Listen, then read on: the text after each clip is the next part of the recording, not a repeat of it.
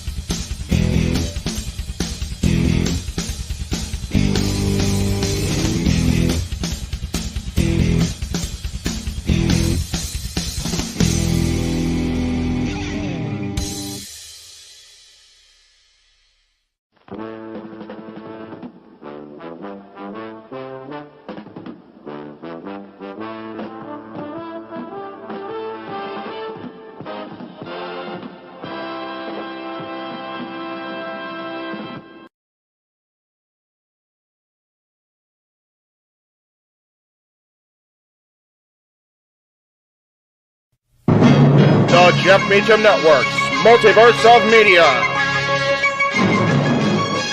For over 15 years, the recognized symbol of excellence and the standard bearer in coverage of sports and entertainment.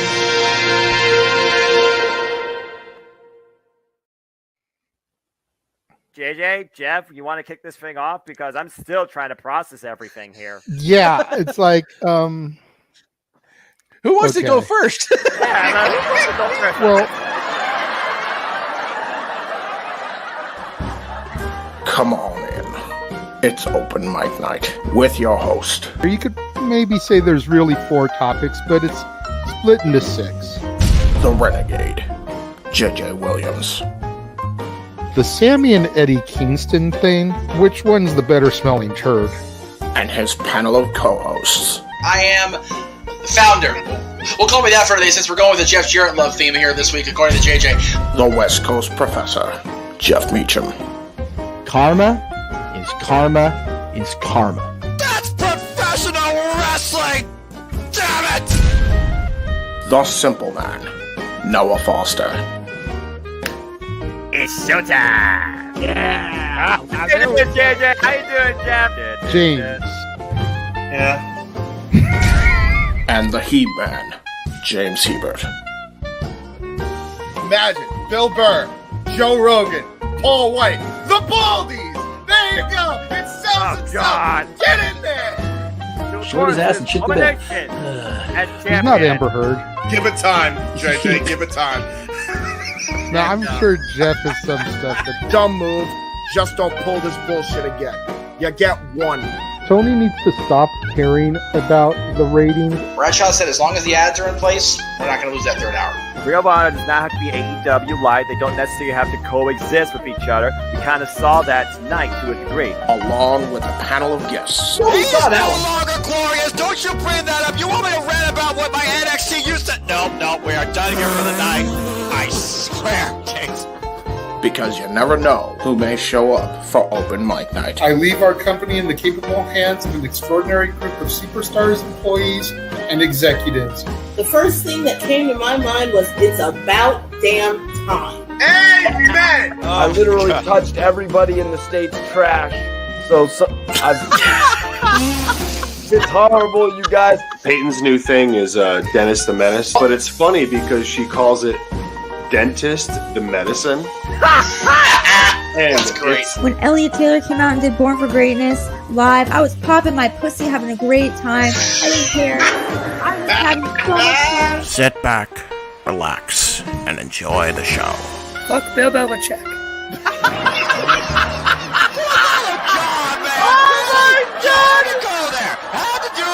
Football thing. We had it on wrestling, and then you bring in that shit. That's just how the thing goes off the damn rails.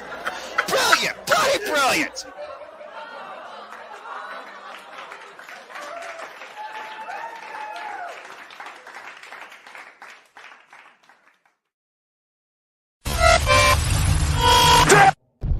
We're here.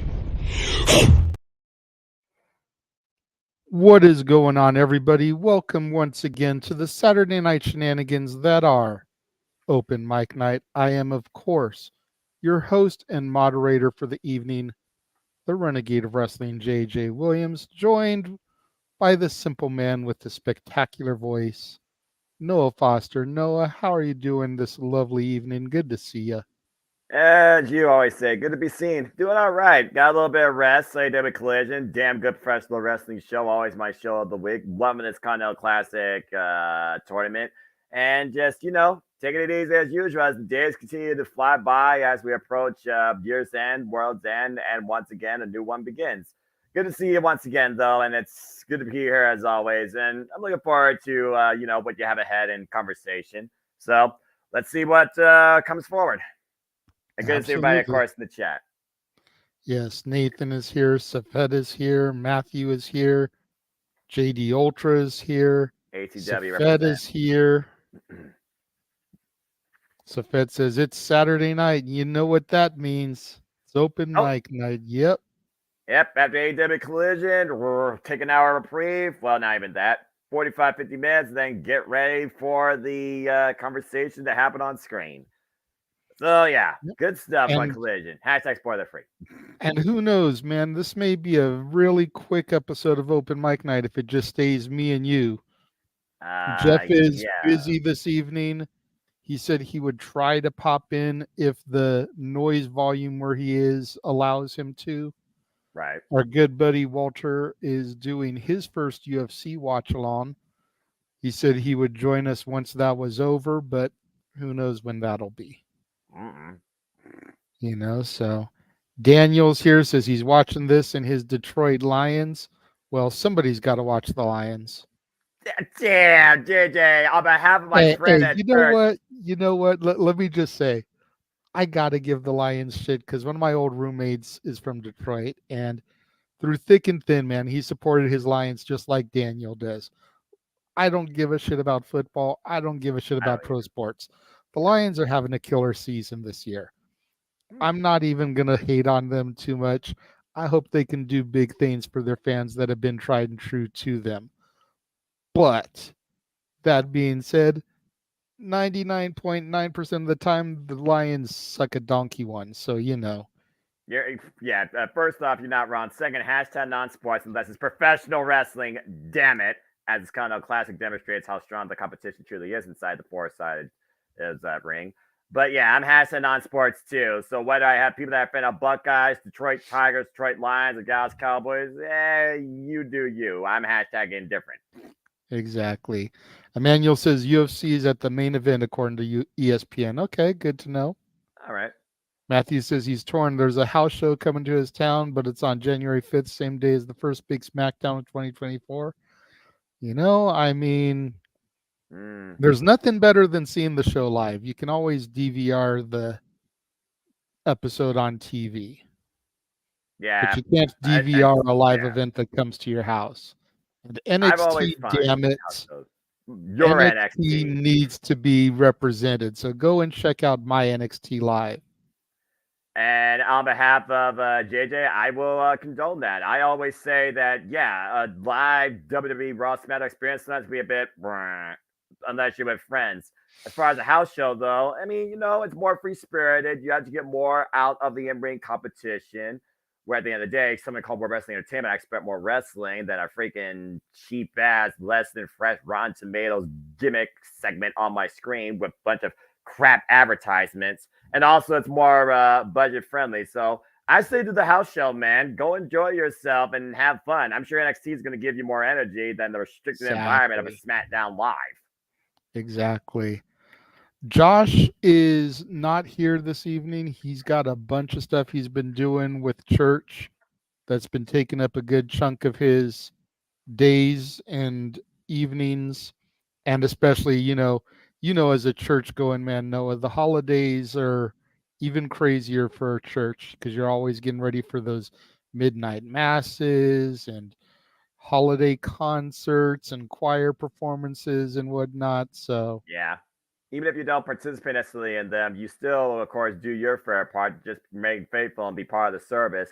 I also have a Christmas breakfast tomorrow, and tomorrow I don't have to worry about so much of my services that I perform at church. I just have to engage and chaperone the youth down there, keep them in line as we take in the morning's Christmas program. But the holidays are always a special time. I mean, heck, the reason I wasn't here again last week at Brunch Review, I was helping to host 40 different teenagers with afternoon activities regarding my PlayStation, Switch, and sporting events in the gym too. It was a lot of fun, some good food, but I missed you all during that.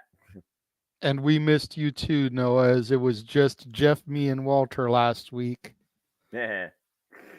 But, you know, sometimes a smaller knit group is a little bit better because we don't have 45-minute, hour-long discussions about the same topic. Especially when with the same points being made. Exactly. So, first thing on the agenda tonight is probably the biggest story, as it just broke yesterday. Liv Morgan was arrested for possession. What? She was stopped and arrested on Thursday in Sumter County, Florida. She was arrested for possession of marijuana with not more than 20 grams and possession of drugs, possibly synthetic cannabinoid. She then bonded out of jail for $3,000 and was released that evening at 10:04 p.m. The report says that a sheriff's deputy saw a yellow Jeep that she was operating crossing over the white and yellow lines of a county road. According to the arrest report, when the deputy approached Morgan's vehicle, the odor of marijuana was detected. Found inside the vehicle was a small plastic bag containing marijuana and a vape pen that held an oil-like substance. The substance was tested and proven to be marijuana, according to the arrest report. Now, this is a tricky one because, like the great Harvey Dent says, I'm of two minds about this. Number one, it's marijuana. We've proven in the last decade and a half that it's not as strong, as powerful, as deadly as we were led to believe back when I was once a wee lad and went through the very first DARE classes in elementary school.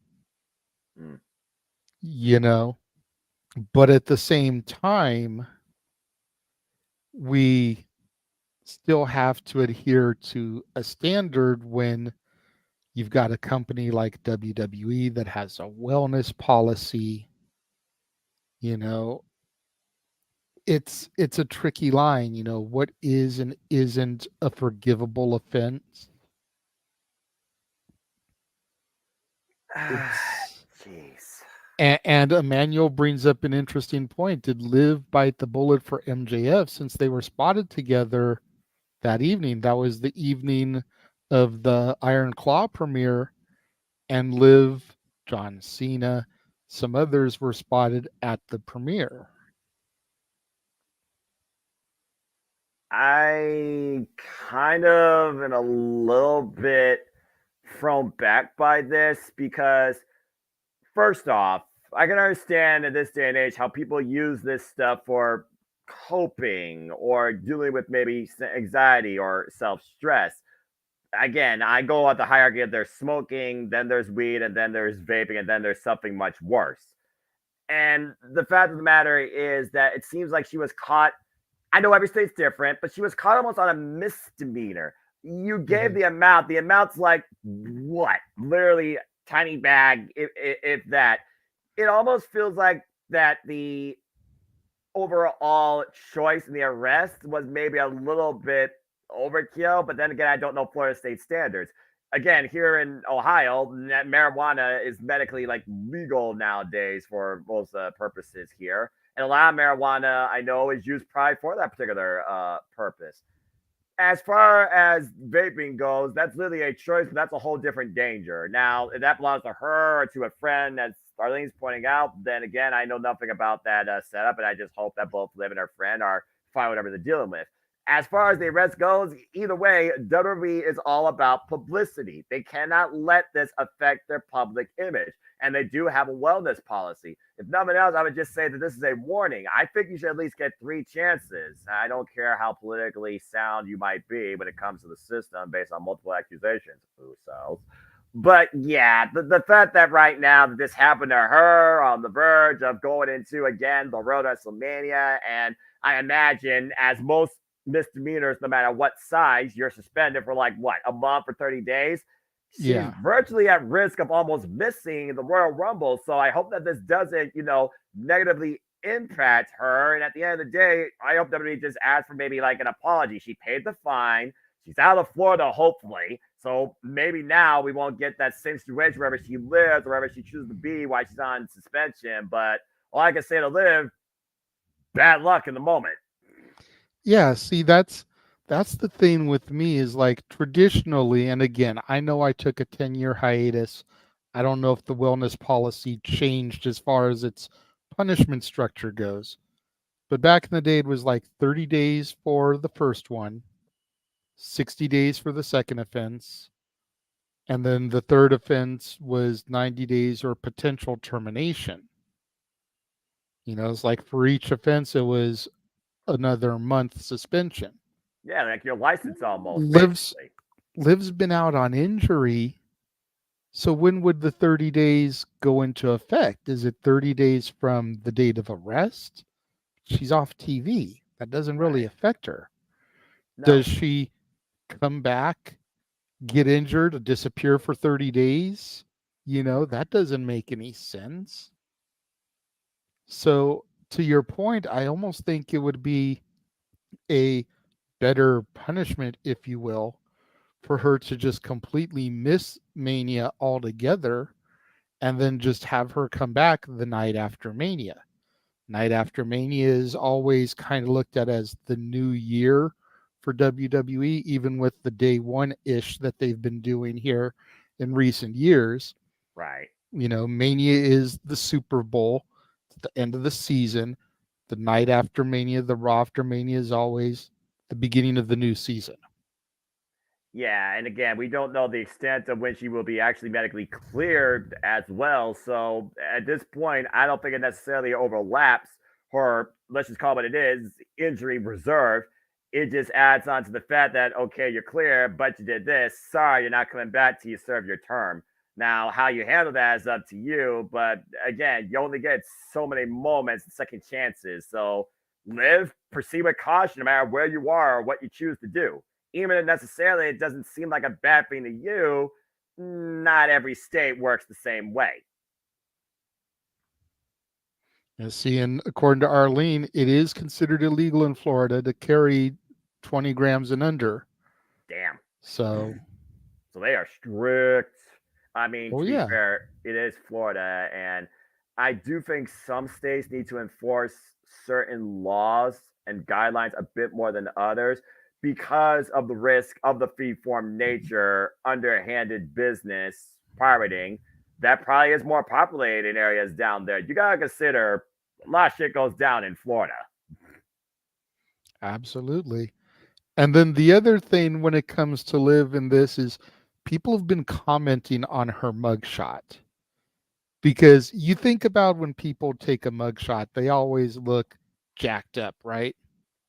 Yeah. People are saying, like, they wish they could look that good in a mugshot. Seriously. Like, considering everything that's going on, people are like, she still looks hot in that picture. Like, what the hell? Everyone always looks so jacked up and busted. She's still young. Let's also keep that in mind, too. I'm just saying. But also, it's like getting a driver's license picture. No emotion. Doesn't mean that you don't keep up your appearance. No, and I know. Let's love to do that. Liv, just proceed with caution wherever you are. Every state works differently, as the Greg Cherry Show illustrates with certain bizarre state laws. Go check out the Greg Cherry Show, folks. And Absolutely. Liv, hopefully this doesn't cost you any more major moments that could be ahead for you once you're actually medically cleared to return to WWE. But unfortunately, in this case, you chose poorly. Damn. It just dawned on me, dude. She probably spent more time in that Florida jail cell than Dom did when he was starting the prison Dom gimmick. Well, considering Dominic Mysterio was in on a misdemeanor in juvie, while Liv Morgan is living arrested for a real crime, I think I know who the real prison bird is. But I digress. Anyway. Oh, what's up, A? Good to see you, man. Hey. Haven't seen you around for a while. Yeah, been a while. Hope that you're doing all right. And Ticket Bot. Good job, Matthew. Have fun, man. It's like if it was a televised event, I'd tell you to take a sign that says Jeff Meacham Network, but it's a house show, so it is what it is. That sounds like Wrestle Talk covers that enough with WWE and AEW. Oh Lord. Yeah, I mean, she immediately bailed herself out, Emmanuel, so that was never going to be the issue, but it's weird, I think, that marijuana is still such this big criminal offense, It's just mind-numbing to me with all the developments and the medicinal properties that have been proven to come from marijuana and CBD and all that stuff. Again, Harvey Dent of two minds. It could be worse. Marijuana has always been considered the gateway drug to more potent and harder stuff. So you just gotta be like, watch where you tread, Liv. Like you said, be careful. If you're gonna do this stuff, who am I to judge you? Exactly. But don't be carrying in public like that. Do it in the privacy of your own home, your boyfriend's home, whoever. And for the people in the chat room that are saying she's going to be in a big storyline when she comes back, let me see the WWE press release.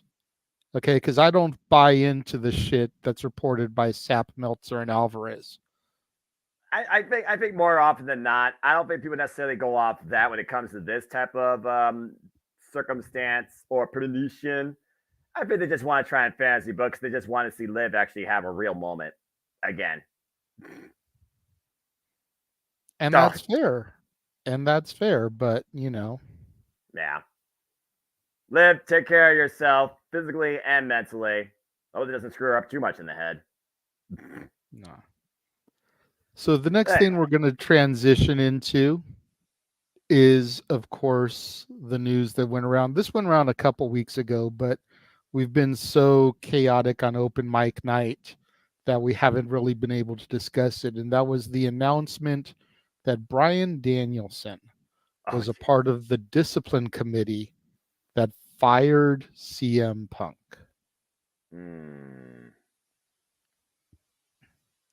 And what are our thoughts on this development? Is this just a red herring to take the heat off of Tony Khan? Is this something that needs to be a concern going back to the whole wrestlers that are EVPs? How can a wrestler give fair and just punishments, even if it is someone with the moral standard of a Bryan Danielson? These things are, again, they're interesting propositions to tread, because at the end of the day, Tony Khan, we've said this all along, needed to just grab the reins and handle it from jump. And if he had done that, it wouldn't have developed into what it was.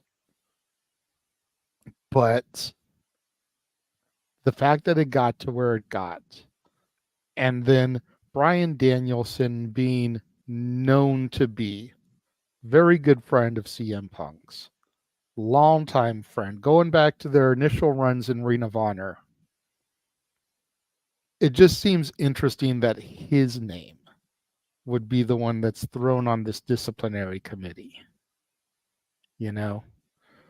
Like, if it had been one of the elite, just as an example, people would have been like, well, yeah, no wonder Punk got fired. That's fair. You know, or if it had been Christopher Daniels or Ryan Nemeth or Colt Cabana or any of the other people that supposedly there was friction and heat between them. But Bryan Danielson, like, that's his buddy. Why would Bryan Danielson do that? You know, I feel like he's kind of being thrown in there as like a scapegoat almost. And it sounds a little conspiracy theory-esque, but like, seriously, think about it for a minute, Noah. Like, doesn't it sound kind of suspicious? It does, because I hear the word committee and I think about an assembled party. I also think about business, and I realize I'm in a suit here, but at the end of the day, I'm always business. Simple as that. I think about business. I think there's a certain code of conduct or ethical standards you want to hold up to where you don't let biased nature get into the way of what's best for whatever you're trying to, grow or progress. In this case, AEW. It's one of those things where I wonder if Bryan Danielson, just based on connection and based on the trust that Tony Khan really wishes to or already has put forth in him, that just makes me think that maybe Bryan maybe had a comment in say in this and maybe help either share the decision or spear the decision. And maybe because he's got more of a connection to CM Punk, Tony Khan just wanted to put his name at the forefront. Tony Khan has said himself verbatim at press meetings. He would literally put Bryan Danielson in his spot should he ever get run over, theoretically, by a bus. Just name a circumstance where he wouldn't be there or get COVID. I do find it odd, though, because we talk about all the time when it comes to the business, the evolution of the locker room environment and the politics that could stand from the booker on down, and how much honesty there is today in professional wrestling. You don't really have, the locker room court. You don't have, a single locker room leader. We've heard over the past people like Chris Jericho, John Moxley, Eddie Kingston. They stepped up and they encouraged the locker room or brought them together in the worst times possible, whether it was the passing of Brody Lee or whether it was AEW trying to still continue to try and grow what they could become to be today during the pandemic. Cody Rhodes, for example, was a huge spearhead in all of that. And now we have Bryan Danielson right now. And I got to consider the only reason Bryan Danielson's name is at the forefront is it seems Bryan Danielson, again, he doesn't want the Tony Khan position, but it's definitely something he's considered. He's read books about this. He's literally worked closely with Tony Khan on all of this. He honestly is spearheading some creative now, like Chris Jericho and Daniels and stuff. We see it all the time of week, for example, with Rampage and Collision. So, yeah, maybe it's just one of those things where Bryan Danielson had a key part in the decision. But I don't think he's the only one necessarily behind the decision. But at the end of the day, if you want to talk more about this decision, steer towards Bryan Danielson. I think that's what Tony Khan's trying to do. It's one of those things where I listen to media scrums sometimes, or I see clip notes. Thank you, Emily. That Tony Khan, sometimes he doesn't get these questions anymore. And I'm like, I wonder why that is. But maybe that's for the better, because why should we always keep focusing on the past? Next thing you know, though, Bryan Danielson is alongside him, and it's almost the most spirited time of any business conversation in All Elite Wrestling that you get with Tony Khan in the same window.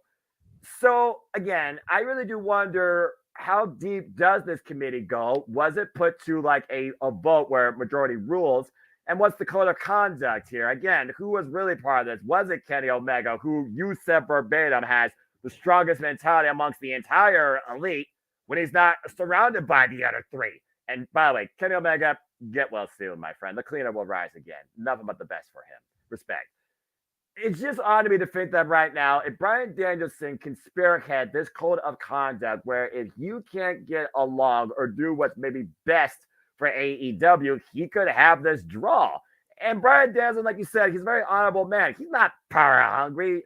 But I do think sometimes he does love professional wrestling more than his own mentality should tell him to stop, you crazy son of a bitch. But yeah, I definitely would say that he's just the first person for communication. You have a Speaker of the House, for example, for a cabinet versus the president at a press conference. Mm-hmm. So TK, with enough pressure on his own shoulders, he passes off. If anyone wants to talk about this pass, talk to Bryan Danielson. Now, how much deeper does Bryan Danielson's control or power or say goes in this code of conduct or this disciplinary committee, I think still remains to be seen. But when I heard about this, it's like Bryan Danielson, CM Punk. Friendship does not cloud business judgment. And why Bryan Danielson might love professional wrestling more than anything, he's not stupid. If CM Punk was causing this much chaos, allegedly, backstage, to the point that Bryan Danielson could see how it's affecting things, it's almost like at this point, do you trust Bryan Danielson's judgment? And it's hard to argue. That's fair. I mean, I'm kind of wondering, and I've been thinking about this for a minute, but I'm kind of wondering if this kind of began to spiral off of the announcement that Bryan made with his retirement. And maybe, as you talked about the evolution, maybe Tony is looking to change his management team in the not so distant future and get the quote unquote player coaches out of their position and replace them with people that are actually retired wrestlers.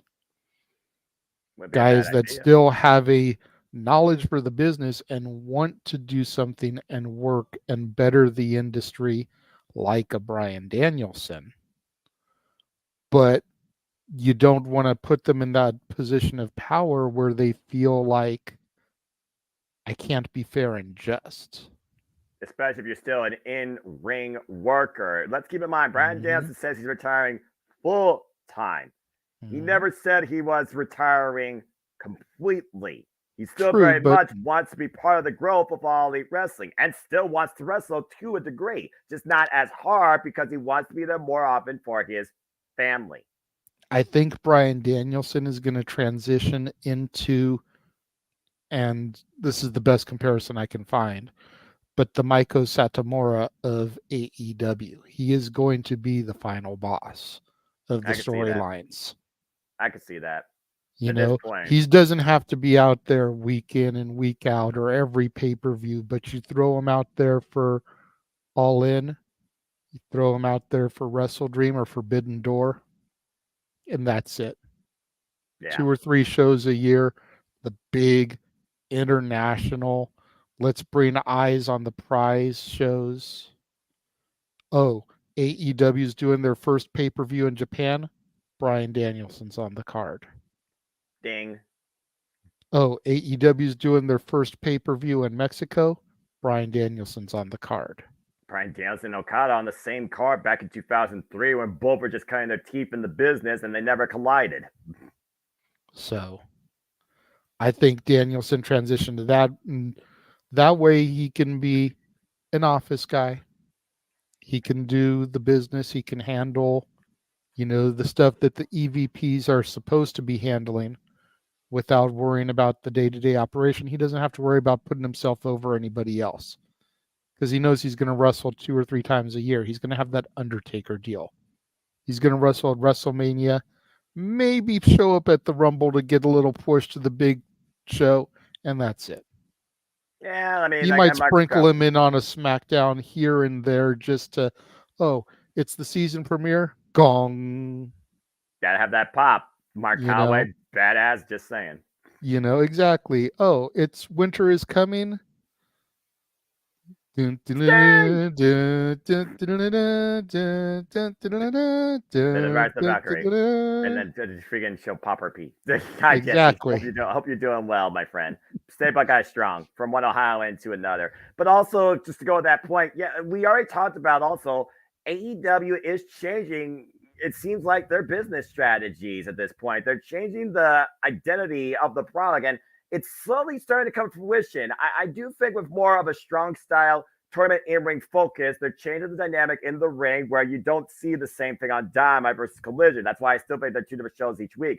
They're pushing more of the women, it seems now, especially after what Athena and Billy Starks did at Ring of Honor Final Battle. Incredible match, by the way. Even Billy Starks talked about why she signed with AEW because it would allow her to continue to grow and wrestle who she wants and still do what she wants to do. By the way, the fact this young lady's got a 4.6 GPA, girl's got the whole world in her hands. and for everybody to watch it across the 5 channels. So I do think AEW is trying to go in a better direction for the first time in a long time. And if that means Bryan Danielson becomes more corporate, that's a start for me, because people like Bryan Danielson, people like Chris Jericho, and of course, that guy has been a heavy influence on AEW since the get-go. Let's be perfectly honest here. Maybe even Jon Moxley when he finally takes vacation. Crazy son of my gun. I could really see that. And honestly, those 3 men right there can literally spearhead a wrestling company into the future and better the business. I don't know if Jon Moxley knows how to spell vacation. That's a fair point, though, too, considering he is involved in Wrestle Kingdom. And again, Bryan Danielson, Tokyo Dome, let's freaking go. They better play Final Countdown. And I'm just saying, with Renee Paquette being his wife and knowing how hardcore he is, can she not just like Rapunzel his ass and crack him upside the head with a frying pan, drag him somewhere on a vacation? Like, motherfucker, you are going to go on this cruise with me and take a week or 2 away from the company. I feel like Jon Moxley would actually welcome that in some sick before fashion, but I'm just going to leave that alone. But that being said, as long as he makes him bleed, then he would. Doesn't Renee see Jon Moxley bleed enough outside their home? I'm just saying. That's a whole different subtangent conversation. But yeah, bottom line, if Bryan Danielson's going to be part of the new, let's just call it what it is, the new actual board. Maybe it's like a new board or something for All Elite Wrestling. I think it's a brilliant strategy. I concur. All right, 2 topics down. We're going to take a commercial break or 2. Take a look at some of the stuff that is coming up here across the multiverse of media. And we will be right back.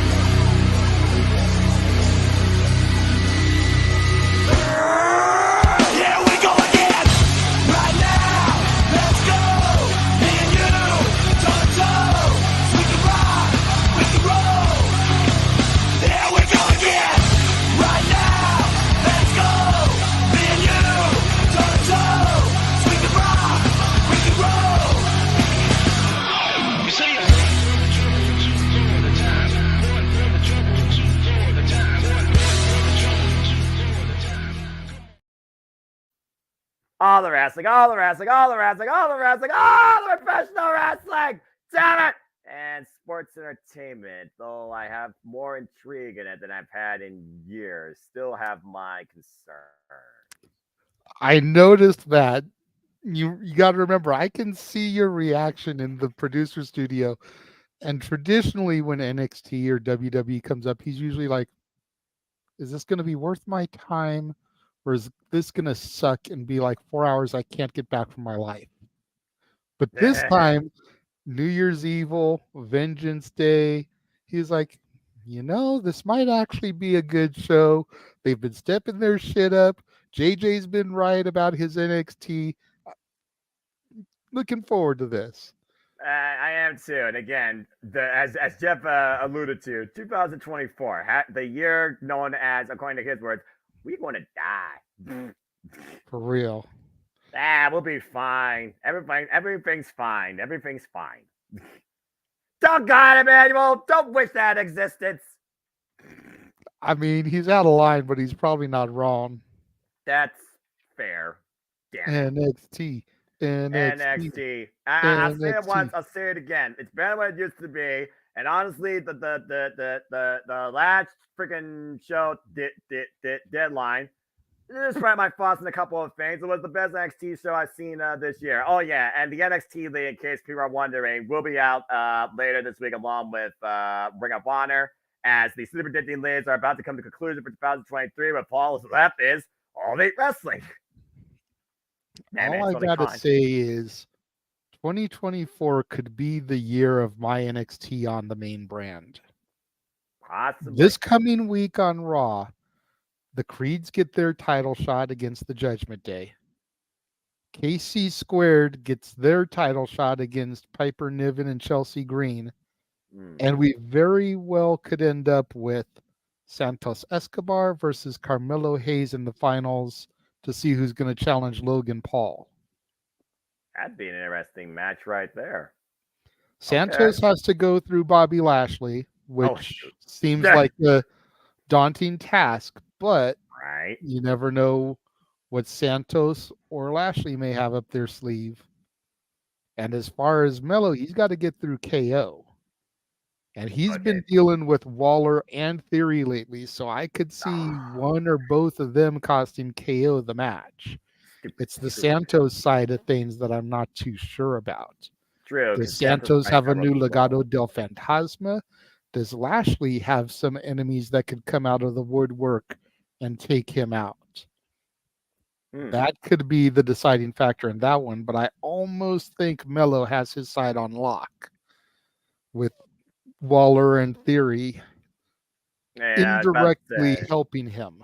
Yeah, about to say, I definitely see the whole screwy finish, enemies coming out here. And right now, the almighty Bobby Lashley kind of stands unopposed, and he does have the almighty Street Profits in his corner, while Legado del Fantasma 2.0 is still yet to be. So, again, both companies have very intriguing tournaments right now. And again, will it be John Moxley, Swerve, or Jay White versus insert name here, Brody King, Bryan Danielson, and Dorado Igalo, and even Claudio Castagnoli is alive right now. So both these companies have a very unique, not quite predictable dynamic to these tournaments, and bigger things await. So I'm interested in all this. I will say this. I am interested in all this. It seems like this month is tournament season and the question of the unknown on both sides. All I know is if the Creeds and KC Squared win on Raw, you're going to hear me in Toledo. I take your popping for my teams, my NXT being crowned tag champs on the Raw brand. All right, I'll take your word for it. And with that being said, maybe it means we'll actually get a Blueberry and Cherry Strap retired and go back to the black and bronze or black and gold. I'm just saying. Good luck to both your NXT teams. I'm actually rooting for them. Maybe your NXT will make me care about tag team wrestling in WWE again. Yes, thank you, Arlene. I forgot about that because they filmed next week's SmackDown with last night's episode. That way, after Raw, Triple H is giving everybody a week off. Oh, so they can spend time with their families. So from the Tuesday after Raw until the 26th, the Tuesday after Christmas, no house shows, no live TV, nothing. NXT has already filmed their episodes for the rest of the year. So spoilers are very much out there for NXT, SmackDown. No spoilers, please. Let it as it unfolds. But kudos to Triple H for giving all a week for family at the holiday season. Yeah, again, Triple H is not the guy that only sees business versus the word family in the dictionary. So kudos to him, mad respect. I absolutely love that. Yeah, not even house shows, but Triple H is coming back with big things because December 26th, Tuesday, house show live from the Garden. CM Punk makes his in-ring debut against Dominic Mysterio. A match that they're then going to run back out here on the 30th at the Forum at a house show. Interesting choice. But you know what? That says a lot about Dominic Mysterio. Think about it. Randy Orton's first match back one-on-one, Dominic Mysterio. Dominic Mysterio is very much an MVP this year. Me and Jeff and Walter talked about it last week when we were discussing who the MVPs of the companies were. In my opinion, this year has been Dominic Mysterio's year. He is definitely the MVP. Dominic Mysterio and Gunther for me, if I'm going to be perfectly honest with you about the WWE when it comes to consistency. Cody and Nakamura in a strap match. I name our cowbell. As far as MVPs goes in WWE and AEW, MJF and Orange Cassidy, if I'm being brutally honest. And probably Julia Hart considering her consistent growth. So there's definitely been MVPs across the board when you look at the industry, and I love to see it. But I definitely agree with you about Dominic Mysterio, but Gunther definitely is the other one for me. Orange Cassidy was my pick for AEW. Nice. And then my pick for Impact, even though I don't watch it weekly, was Speedball Mike Bailey. Speedball, and for me, because of just the fact they have been I'm just putting them both their consistency the whole year. The Morrissey Machine Guns, Alex Shelley, and Chris Sabin, and of course the Virtuosa, Deonna Purrazzo. Yeah, still in my opinion, I was gonna say I gave her a nod too. So the long may she reign. I'm still wondering what's ahead of her in 2024. Will she be part of TNA? Again, I said it once, I'll say it again, and I'll keep saying it till the cows come home virtually because I know that's never going to happen. 2024 is going to reshape the industry as we know it. Bring more content, more surprise, more interest than ever. I guarantee it. And it won't just be from WWE. Well, the last thing we talked about was Danielson on the Punk Disciplinary Committee. So let's shift a little bit to Punk himself now. We've now had him back in the WWE for about 2.5 weeks now, going on 3. Survivor I think it was Series 3 weeks ago today, actually. Wow, it really was.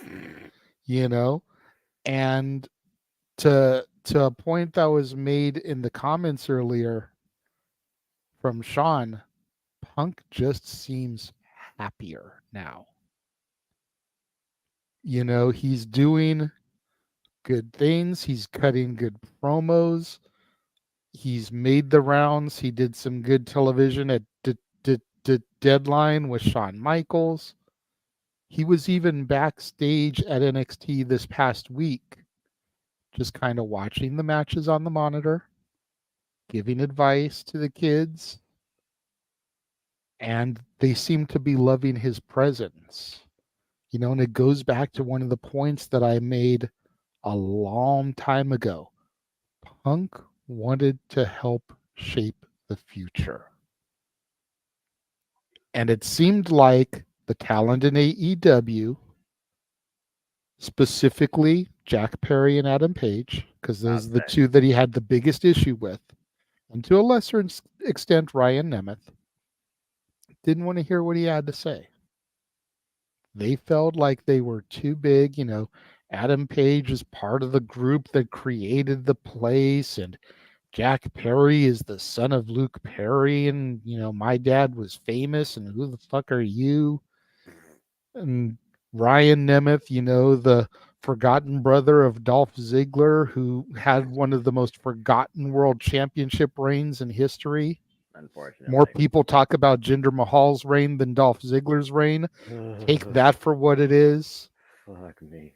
But, you know, it's like Punk wanted to shape the future, and now he's getting that opportunity.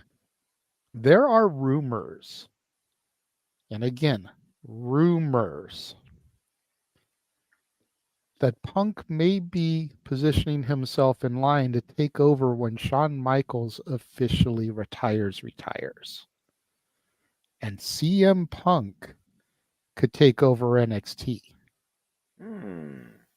And this would really be a full circle moment, because whose learning tree was Punk under when he first came to WWE via OVW? Shawn Michaels. Paul Heyman. Paul Heyman. That's right. Structured Punk, taught him how to time shows. Remember his bio, The Best in the World. He said that he knew how to do things that most people on this side of the camera don't know how to do when it comes to a show. Right. I was thinking Swerve with Shawn Michaels, but yeah, you're absolutely correct. And if anyone knows any aspect of this business more than anybody, it truly is Paul Heyman. And I will say this: I noticed something when Buzz Cut CM Punk came out at Survivor Series. White tee. When Bryan Danielson showed up in AEW, white tee. When I consider white tee, I look at clean start, a reset, redefining yourself. The American Dragon redefined himself back in professional wrestling with the greatest run we've seen of instant classic matches, and now trying to spearhead the future himself in what's becoming the second largest company globally. Why CM Punk's back, literally in the world's largest company. I'll just say it as it is. But literally now, he's not only trying to guide the future, he's trying to literally mend burn bridges. And one of those bridges you thought he burnt that couldn't be rebuilt more than Cody Rhodes smashing the throne was Triple H. Let's not forget the other occasion that he and Triple H had in the first spin. To the point, kayfabe or not, CM Punk was trying to get rid of Triple H from power when he was the COO. Now Triple H is the CEO. It's really interesting to see how really things can go full circle and how past, kayfabe or not, sins can be forgiven. And you truly can redefine yourself. I think CM Punk is more happy than ever, more comfortable than ever. Now, whether or not he still has, freaking house arrest bracelet virtually on his freaking ankle, and if he gets out of line, he's gone. That's a whole different conversation. That's all up to your speculation. I didn't read the contract. I didn't see what the man signed. He hasn't even disclosed that. But he's been on every show. He's only talked positively about himself and what he wants to do. He's only trying to positively encourage the younger people in and out of your NXT locker room. And he's only given nothing but a positive growth, I think, an interest in WWE. If we're being perfectly honest here so far. There's still those with the speculation and the conspiracy theories that are wondering, he's a hypocrite. He came back home to a place that said destroyed him mentally, got him sick in the first place, blah, blah, blah. Jeff said it best. It wasn't WWE. It was the business that made him sick. But he found an antidote clearly. And sometimes they say you got to get even more dirty before you can wash yourself clean. With AEW, it gave him some sort of, I think, glimmer of hope, but it just wasn't meant to be for him. WWE apparently was meant for him in this limelight with Triple H at power and Shawn Michaels at power. The fact that Cora Jade and Roxanne Perez have taken a picture side by side with this man, yeah, I know, folks, kayfabe be dead. As it was a father-daughter moment. I'm just waiting for AJ Mendez at this point. I think that speaks volumes right there. CM Punk still in it for himself. Let's be honest here. He wants the man bad WrestleMania. I'm going to say it right now. Seth Rollins versus CM Punk feels bigger than the Roman Reigns versus Cody Rhodes, and friggin' Seth Rollins CM Punk doesn't need the title. Anyway, that's a different conversation that has to be predicting. CM Punk, to me, finally feels like he truly can be complete in this business. And I think at the end of the day, that's all he wants. And I think this era of WWE is what he's needed all along. He just never knew if it would exist. I'm glad to see that it does. It's really uplifting for me to see this out of CM Punk because I'm a huge fan of his. And I do think at the end of the day, why in this day and age you still have to look out for yourself, you do have to consider that you should get back to what gave you so much. And wrestling has done that for CM Punk. He's proven that here so far. I hope it keeps up. Agreed. You know, I mean,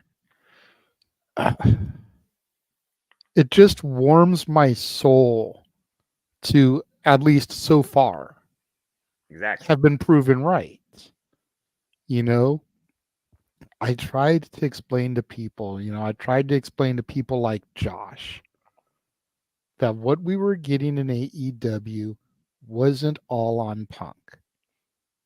Never said he wasn't partially to blame or at all to blame, but it wasn't all on him. He was trying to swim upstream. Mm-hmm. And every time he made some ground, here came a pebble. Here came some seaweed. Here came something that he had to try to traverse to continue swimming up the stream. And it just was too difficult. Now he's swimming with the stream. You know, they say time heals all wounds. And this is a perfect case for that. Honestly, I think Punk was willing and ready when he came and did the backstage thing.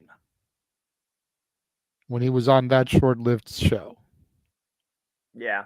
But it was still the Vince era. Mm-hmm. And it wasn't the right time. No. So, once it got shut down due to COVID, Punk found an alternative route. Came to AEW, made an impact, made a statement, and now he's back. And like you said, the picture with Cora and Roxanne, the picture the following day with Nikita Lyons, the video that surfaced with him crashing Cora's rehearsal for her promo and telling her how proud he is of her, how proud April is of her. You know, these are things that, like I said about that initial promo of his, these aren't CM Punk. This is Phil Brooks. This is a side of Punk that he hasn't really shown in front of the camera before. And maybe it'll be used to his downfall. It'll be used as a weakness in a storyline. Because it's definitely the type of thing I could see Seth latching onto. Oh, big time. You know, trying to call Punk out for going soft. SAWFT. Damn. But calling him out for something, you know, going soft. And using it to propel their angle going into Mania. Biggest payday in Seth freaking Rollins' life, if I'm being perfectly honest. And also being perfectly honest as a fan, this is the most important Seth freaking Rollins has looked in a long time on Monday Night Raw with that championship around his waist. At the end of the day, Seth, sorry, you might have been the guy that stood around, but CM Punk, he's still bigger than you. And it shows. Yeah, right? Crazy. Matt, good to see you. Hi, Matt. Do what Matt says. Smash that like button. Share this video. Cross all your socials. It's just crazy, though, to think that, again, I think that, honestly, CM Punk, he feels absolved of all of his past sins. And it's really good to finally see a man relinquished from his past to find himself better in the present, to forge a better future, not just for himself, but for others. CM Punk right now is the living example of that, at least in the early going. I just hope it continues. But again, what you see today can certainly change tomorrow. Yep. I don't mean to get religious here, but I feel like it kind of plays into this point. I have always been taught, and I don't know if you can confirm or deny this being a religious man yourself, but I have always been taught that you could be the biggest non-believer in the world. But if you are on your deathbed and you acknowledge and take Jesus as your savior, then you die with a clean slate and you go to heaven because all of your sins have been forgiven. Mm-hmm. This is very much where CM Punk was. Once he was fired from AEW, he was on his deathbed of sorts. He didn't really know where he was going to go. He didn't know what he was going to do. But he knew that if he needed to get back to the promised land, WWE, where all the money is, where everyone strives to get, he needed to be cleaned of his sins. Yep.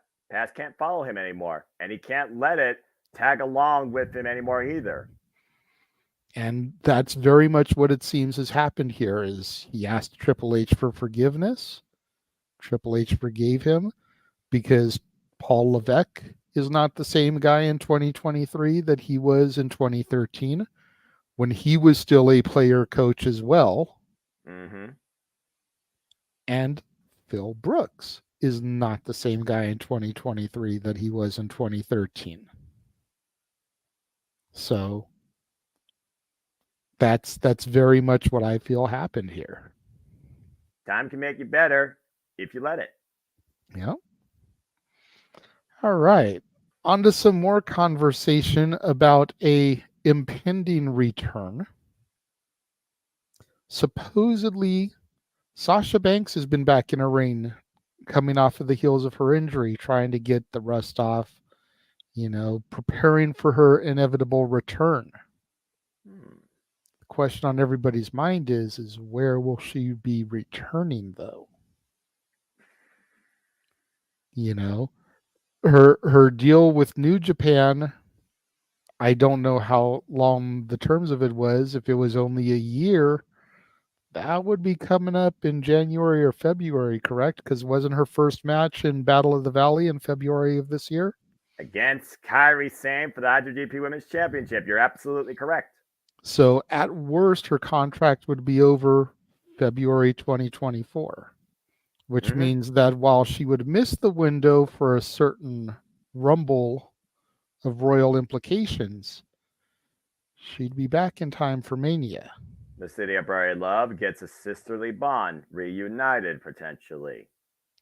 You've also got the fact that she could go to the rebranded TNA and join the sister that she walked out of the company with, Trinity. Yep.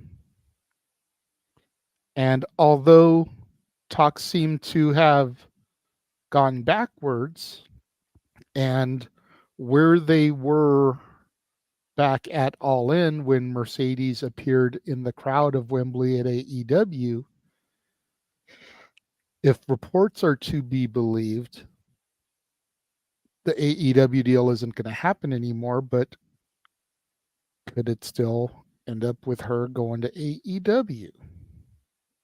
Money and motivation speaks values. Just saying, it seems like Tony Khan's trying to do more with the women's division based on what I've seen recently, but can the trend keep up? Yeah, I mean, if you really think about the women that they brought over from WWE to help beefing up the women's division in AEW, what have they really done? Tony Storm, Saraya, Ruby Soho, Athena. That's it. Okay. So we'll break these down one by one. Ruby Soho has been featured prominently and had many a title shot, but hasn't been able to achieve jack diddly shit, aside from being Saraya's bitch. Damn. But Stop me when I'm telling lies. I'm listening. She's slowly being transitioned into this thing with Cool Hand Ange, which I love. I think that they are doing such great storytelling with this. Right. But it's another her as an accessory angle. It's not her as a star angle. Right. Speaking of them as a star, Tony Storm. Oh, Lord. How many stutter steps did they do with her before she finally became timeless and is on arguably the run of her freaking career? Took a moment to get there, but then again, how many times do you do a retic or a rehash in Hollywood? That's fair. Let's ask Killer Cross over in WWE how many times they have to do a redo with him. Damn it. Stop me when I'm telling lies. So again, Tony Storm, now a 3-time women's champion, but the reigns weren't really that long. No. One of them was an interim that got retconned. Yes. And again, she's just now finally doing some of the best work of her career. Yes. She's been with the company for 2 years? Yes, she was brought in a little bit after her lead, taking on the Bunny, Alley, and of course went on to be part of that failed 4-way for the interim, championship at AEW All Out 2 years ago. Saraya, great moment in Wembley Stadium. What else has she done, really? Since that moment, she's right now. Or before that moment. Aside from that huge moment in Wembley Stadium where she won the title in her home country with Queen playing her to the ring, what has she done of any kind of note? Now, since her debut at Grand Slam and beating Data Breaker DMD at Full Gear, honestly, not a lot. Okay. Athena. Oh my God. I will not take away her past year as the Ring of Honor Women's Champion.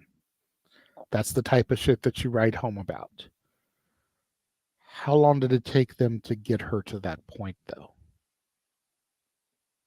How many miscues and missteps and botched pushes and jobs did she have to do? Even to my girl, that bitch. I'll say before they finally got her to Final Battle 2022, and the Athena train really took off. About half a year. She came in at Double or Nothing last year, took on that bitch at AEW out for the TBS Championship, had some stutter steps through the fall, and then officially became part of Ring of Honor very shortly after in fall last year, and been up ever since. She even said that the fact that she's had this trust to spearhead Ring of Honor, arguably the biggest star in Ring of Honor right now, since Tony Khan has brought back to life, for being perfectly honest here, and the fact that she's had this trust, spearheading the women's division, leading the division to the main event of Ring of Honor pay-per-view twice now in the company's overall 20-plus year history. Speaks volumes, but yeah, they didn't get it right out of the gate, but they still figured it out, and arguably she's on the best run of her career. So my point, though, is with all the stutter steps, with all the mistreks, with all the retcons, does Mercedes want to take that chance? That's really up to her at the end of the day, because again, does freedom and money speak more volumes versus professional progression? Because again, I'll say it, WWE has evolved into a much more, I would say, stable, progressive environment with more of a conscious, with Triple H spearheading it nowadays. And with the fact that, again, Bayley has not had a WrestleMania moment since 36. Y'all can remember that match for what it was worth, which wasn't worth dooley squat because it was in front of nobody. I do think that arguably the best friend in Mercedes' life, Mercedes, whatever the hell you want to call her, but I can't say the last name, is Bayley. It just screams to me right now that Bayley and Sasha Banks need to do it one more time together. And I think WrestleMania 40 is the perfect time for it. So at this point, if she's not going to be part of the inner promotional wrestling landscape that has everything but WWE, I say finish out WWE now, where it feels more comfortable than ever for the women's, despite the fact there's still probably more women actually hired versus being booked, but that's just, the freaking problem with the industry. If you want to go to the most stable environment where you want to be booked to respect it and you're not worried so much about too much money, go to TNA. At this point, I think it's down to TNA and WWE for her. But again, it's her decision. Mm-hmm. See, that was the other thing, is I'm looking at it, I'm trying to look at it through Mercedes' eyes, and Mercedes, Sasha, whatever you want to call her, always came off to me as the type of person that wanted to challenge herself. Are there really that many people in the AEW infrastructure that would be a challenge to Mercedes that she's never fought before? Because she's probably already done the rounds with Paige, with Tony, with Ruby Riott, with Ember Moon. Taya dips in and out of there. I forget what she was called over in NXT. Sasha's probably dabbled with her before. Right.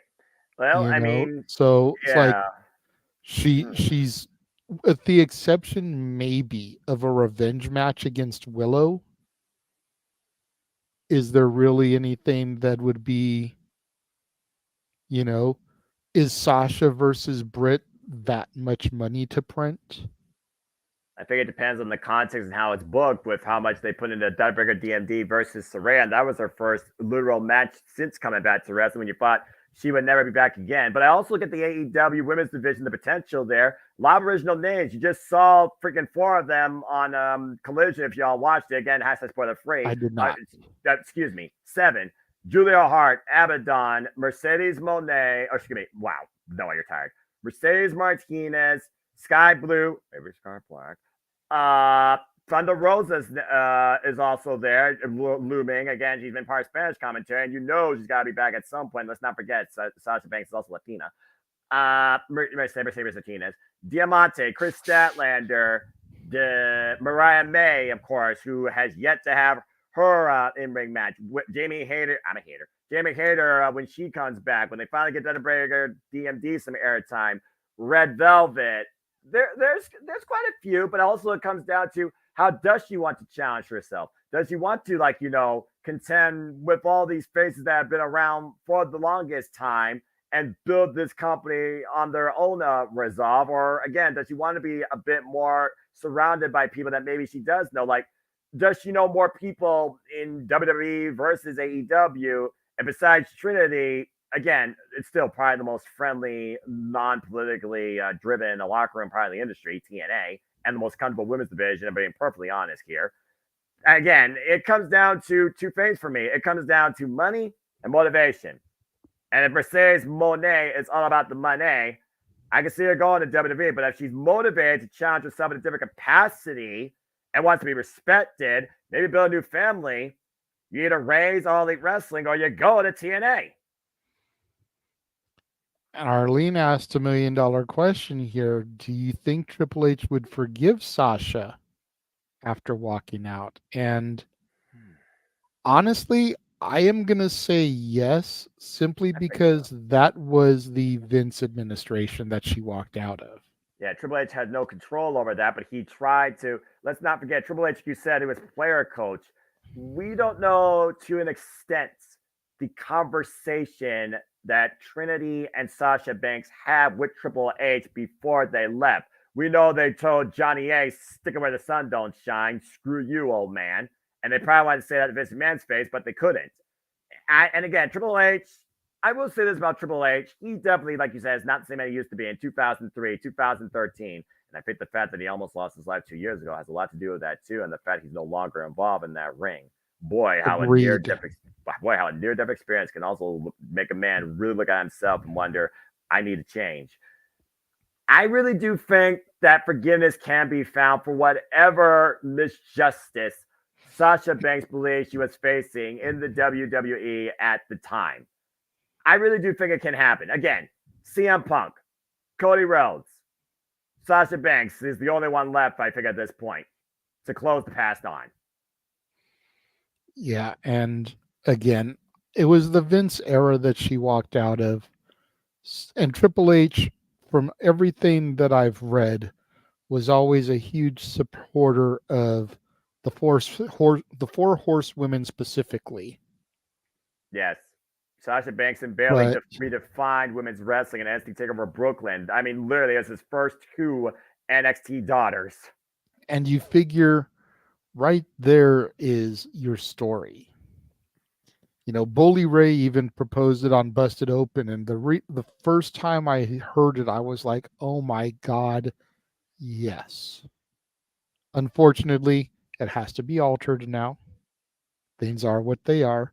But basically what he said was that we've been teasing this whole damage control turn on Bayley here for the last few weeks.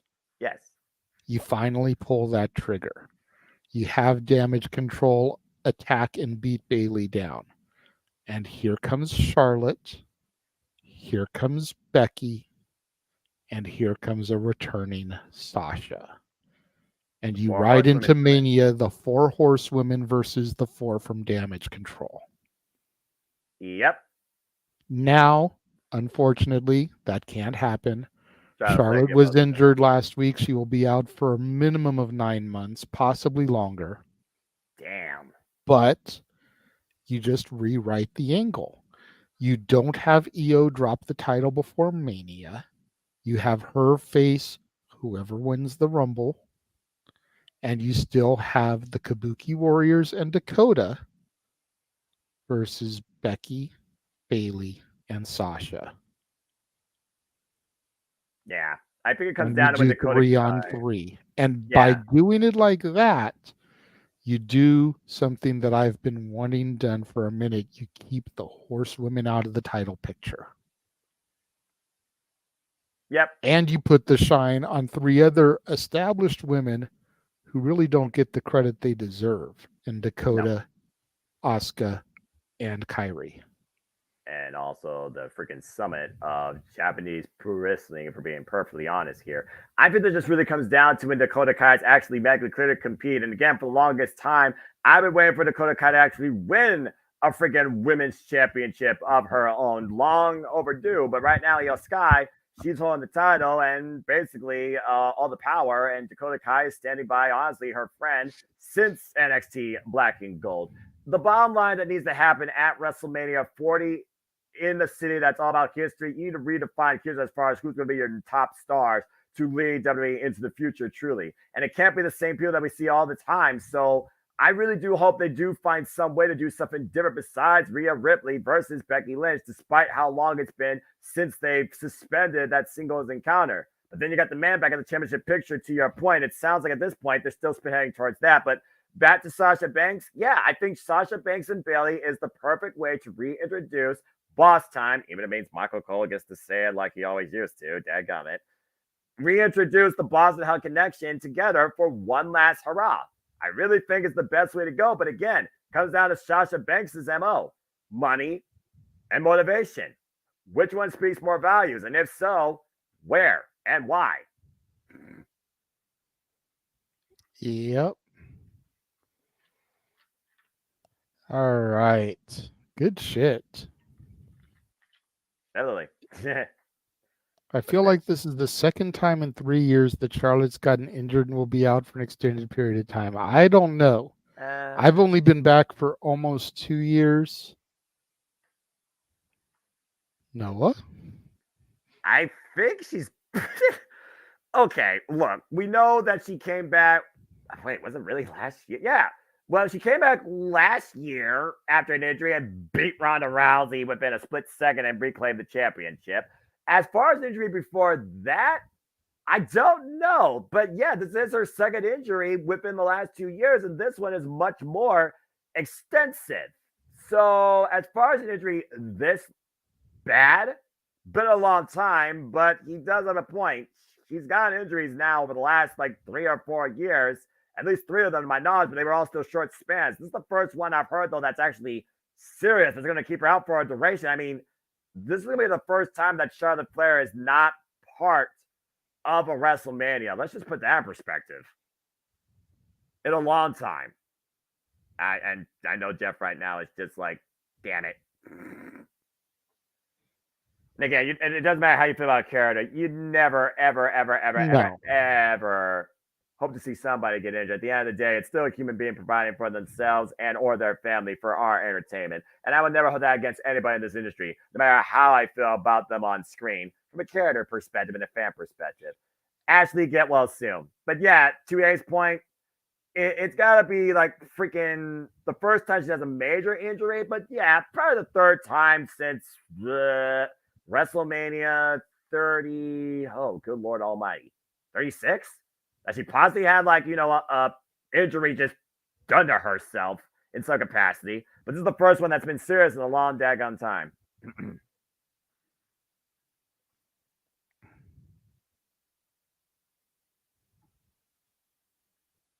And no Andrade Igalo will definitely make sure she stays tranquilo during all of it, while Andrade's on one of the best in-ring showcases in a long time. Loving his run in this tournament. Yep. What if we add Liv to Rhea versus... What if we add... That match isn't confirmed. No. So I'm not addressing that. Like I said earlier. That's why I stopped myself. Yeah. Again, Sasha Banks, do what's best for you at the end of the day, but approach it the right way. That's what's most important. Yep. Gonna take another commercial break. We're gonna take a look at the trailer that James did for his uncle, Gary Hebert. It's a little bit of a longer trailer. So if you need to hit the restroom real quick or refill your beverage, you've got about 3 minutes to do so. And we'll come back and we're going to talk about our tribal chief. We will be back. Damn it. Gary Hebert, the man, the myth, the legend. I was amazed, and I was looking to become a better skater myself, and I wanted to be like Gary. When you look at a guy like this, he's one of the most talented people in his profession, he's been given gifts by God. It can get frustrating at times when you're trying things that, that maybe don't come as quickly to you as other things. And, you never really felt that sense of frustration with Gary. It was always about improvement and positive reinforcement. Was it really the end? Was that head injury really the end? God has called Gary to continue to be a blessing to others and to be a passionate example. My name is Gary Hebert. This is the World Academy of Hockey, otherwise known as the Inside Edge. I would recommend anybody that have a chance to come to his hockey school. I think it'd be well worth it. It'd be rewarding to all the kids and anyone he coaches, from whether it's an adult, a professional player, to a little kid like a Mike or a Squirt. Gary, from day one, has been instrumental to my hockey career. I started out as a potential Division III player, and Gary brought me single-handedly through high school and into a top Division I prospect. I owe it all to Gary, the biggest legend on and off ice there's ever been. Listen, watch, learn, be confident, and have faith. Those are the answers I was brought to. Yet, I only now am really learning how truly important those 5 things are. Through preparation, through appropriate thoughtfulness and thinking, we can learn to untie the typical knots between our ears that drive us into underachievement and underperformance. And lo and behold, we can learn, I think, to fulfill our God-given potential. Gary has the innate ability to make people not only better players, but better people. The life lessons they learn from Gary are incredible. You can always remember leaving that rink knowing as a player I got better or I had something to improve on to get better. And I think that's what you excelled on as a coach, is giving us the knowledge to know what we needed to do to get better. There's coaches who know the game, but can you communicate and create passion in your kids and in your players? And Gary's able to do that. Gary's got great knowledge and the great hands, but more importantly, his ability to connect with people and care for them. His communication skills, to me, really stand out and separate him, and that's why he's one of the best, in the world.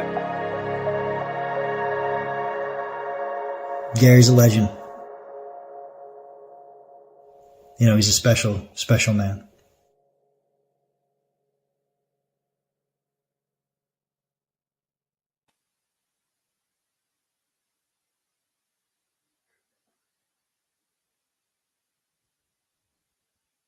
And we are back. Hey. James, brother, I am looking forward to seeing that documentary when it's all finished. That's deep. I man. never knew who Gary Hebert was, but seeing all those pros talk about him and the impact that he's had on the hockey business, definitely kind of looking forward to checking that out. And nothing but mad respect for the work you put into that, man. Phenomenal job. Definitely captured the memory and legacy of your family member quite well. You should be very proud, as I'm sure he is too, watching on from upwards. And I kind of agree with Emmanuel's take here. For me, Ashley Flair, get well soon. But Charlotte, glad she's out. We don't need any more title reigns for her. Again, she's already got 16. WWE, get your freaking facts straight. She's already died her freaking father. I just say, oh, hello, Jeff. Right here. Hi. Hi, Matt. Yeah. Say my name and I shall appear or some shit. And also teleporting to the command center via the Morphin grid. That's ironic. The Taylor just popped in also. Sorry, I didn't notice just it to you guys. I was would have popped in earlier. I was on the phone, so I didn't know. Why am I blocking the shot here? What the shit? Good. With it just being your icon, you kind of give off Zordon vibes because it's just your little head floating in the there. That's funny. Yeah. I told JJ earlier when I was going to this party, literally, I am a mile from the OG Constantine Studios in Long Beach. Oh. I'm literally in Lakewood, California. If I walked a mile, I could be at the apartment right now. It's crazy. You're at the LBC with so much drama in the LBC. It's hard being Stoop DOGG. Word. Oh, jeez. But somehow, some way, you keep coming up with funky ass shit like every single day. Jeff is way too wide for all that, even though I he's know. got an LB tattoo on his arm. Yeah. I have not a fucking clue. Okay, anyway. And I'll stop yeah. right there because there's no say the copyright. Not you're about to say non. I mean, there's no music playing, and we're doing our own version of it. Oh, good Lord Almighty! Anyway, we're not trying to emulate Eminem here, okay? That wasn't Eminem. I can't believe you said that. Or some sort of rapper. I don't know rap. That was emulating some kind of rap. Jeff, that sounds like a karaoke. That was not Eminem. Stop it. That was not. Oh my God. Oh no! That was not Eminem. I cannot believe. Are you trying to wait? Are you trying to reference what's going on a week from tonight, JJ? No. No. I think Noah's trying to book us into 2025 karaoke. No, I'm not. 2024 is already booked, but 2025 has dates available. Noah, I don't know what you heard about me, but I am friends with Steve. Oh, I fucked up. Hang on. I'm too drunk to try to rap like Snoop Dogg. I'm sorry. I don't know what you heard about me, but I'm down with the Snoop Double G, and we can do a rap karaoke on 2025 on the Jeff Meacham Network. Don't be watching me. I got it. I got it back. Shit, what happened? Where'd my shot go? What happened? Simple, on the verge of being the quickest and the most, for JJ's sake, probably least shenanigan night of my night, and then this happens. Sorry. We got, ladies and gentlemen, Shorty J instead of Shorty G. Oh, Word. God. Word to all your mothers, because my mom's not here and I can do that. Where the hell's the plug for this friggin' show next week? There it is. Don't worry about it. We'll save it for the I'm not plugs. thinking about rap. I barely listen to Snoop Dogg. The only song by Snoop Dogg is freaking My Little Brother's The Gin and Juice. I think at one point. Or that was what I was quoting. Gin and Gin juice. and juice. Whatever. Well, I heard I can account for the gin part of that song, but that's about it. Oh, God. Hey, I got me a Santa straw. You shut your They mouth. call with your you Little criticism. JM. Little Word. JM. What's going on a week from tonight? A week from tonight is our Christmas Eve karaoke. So yes. Oh Lord. Well, got to call him Lil JM because every rapper these days has Lil in their name. Yeah, I will have you know, people. There's a show on Monday. It's called Meach's Museum. If y'all haven't watched it yet, I don't blame you. I don't watch it either, even though I do that shit. But well, I mean, it's predominantly a shill show, so. I mean, that's fair too. Yeah, although promotion show. I did spit some wisdom on Wednesday, this last Monday, to be fair. I don't know why I did on Wednesday. What did I do on Wednesday? I had a great show on Wednesday. That's right. Anyway, no amount of money left on the table, Emmanuel. Not this week. What was I saying? I'll think of it. Oh yeah. So the show is called Meach's Musings because my football nickname was Meach because my last name's Meacham. Very good. Rocket science and football. There you go. Creative, right? It was my old football coach. He wasn't exactly the brightest guy in the room. But when I became Meach, my brother became Little Meach because he was my little brother. My dad became Papa Meach, and now Dylan is Baby Meach. So Santa Meach is my alter ego. So are you guys together, the Meaches? What happened? Together, you guys the Meaches? The Meaches? No. And I was going to say, although Baby Meach is taller than both the other Meaches. Hey, not taller than Papa Meach yet. Almost. Well, he's gonna get it there before you know. Everybody's taller than Anna Meach, though. To be fair. All right. And as far as his mom, everybody's taller than him. No cheeses for us Meaches. Yeah, that's right. On the real though, no idea at this point. Not a clue. No, dude, that's straight up from the Muppet Christmas Carol. Oh, okay. No cheeses for us Mises. I just changed it to Meaches. Oh, I didn't hear you say like half of that because I'm cutting out with the signal back here. I apologize. No, you're good. How about it cross over with Peaches and call your tour with her the Teaches with Meaches Peaches tour? We already have a tour book next year. We had the We Still Gotta Die tour booked as it is, y'all. Yeah, we already promoted that earlier. And again, that's I don't listen to that sort of yin yang music. Jesus. Say that word again. We've gone off the rails, like Daniel said. Yeah, you bring more than two people. You bring more than me and JJ and hear him. Whoop! There we go. It is this man's fault. He said y'all were poaching the main event, and it was just the two of you. I had to come in and liven the party up here. Yeah. And we are about to discuss our tribal chief, the man who deserves all of our acknowledgement, as he wait, let me. 1,200 days I stand a straw acknowledges the tribal chief because I'm not putting my finger up because I'm going to lose this cup. But anyway, yes. Well, then just put your cup up. Oh, here go the sunglasses. Noah, we are going to lose Noah for the main event. Noah wears his sunglasses when talking about Roman. Now, before we get deep in this, because I don't want to lose the comment, Emmanuel, you know the deal. $25, and you get to pick who you want to sing and what you want them to sing. So if you want to super chat $25 for Santa Meacham to sing Last Christmas, that gives him a week to film it. Okay. So that Santa Meacham can appear singing it, and Jeff Meacham can still be there for karaoke. Okay, that's fair. I can do that. So gonna say, there you go, $25. But yeah, Roman Reigns, our tribal chief, 1,200 days, as Matthew calls him, Mr. All Days Off. Right? That's funny.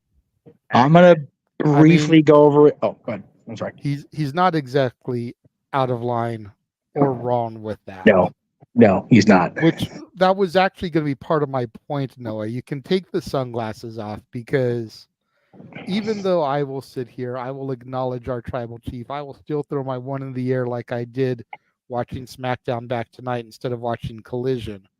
As did I. Have we gotten to the point where the 1,200 days just doesn't mean jack diddly shit anymore? Yes. It doesn't. Yes. It means nothing. Oh, this is a good one, Daniel. I found Noah's Halloween costume. Except it's not a Halloween costume when he wears this every week. They say you look like Will Smith from Men in Black. That's profiling, and profiling is wrong. And if we can get another $25 super chat, we'll have Noah do Will Smith doing the Men in Black theme song. Stop it! You're gonna have him do it. Give me I can do the dance to back him up on that. I can do that dance, by the way. The whole thing. Defender. Here comes Noah in Black.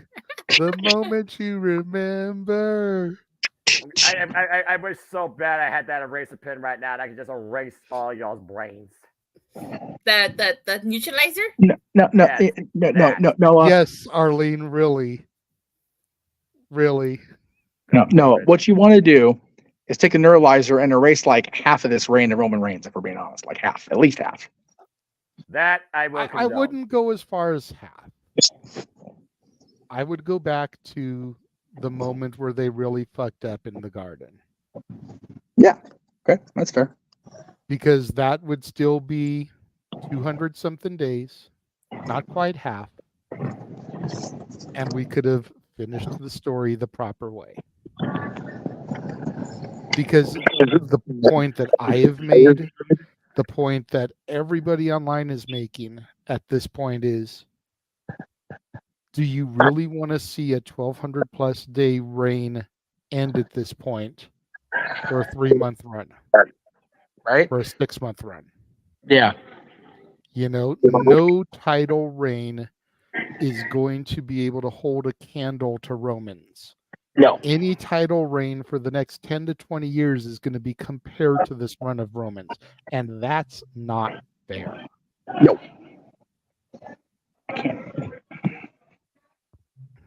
And then I discovered an interesting statistic. Roman Reigns has defeated every Rumble winner for the last 21 years, with the exception of Chris Benoit, for obvious reasons. But going all the way back to Triple H winning the Rumble in 2002. Yep. Roman Reigns has defeated every Rumble winner. During this run? No, right? Not during this run. Oh, okay. Okay. Just in general, because Triple H, then you got Brock Lesnar, you got Batista, Rey Mysterio, Undertaker, Cena twice, Orton twice, Edge, Alberto. He beat Alberto during this run? No. I said not during this run. Again, in general. Oh, okay. Yeah. Sheamus. Shinsuke, Seth, Drew, Batista, and Cody. Yeah. Wow. When did Roman all during the Shield Evolution War? I forgot about that shit.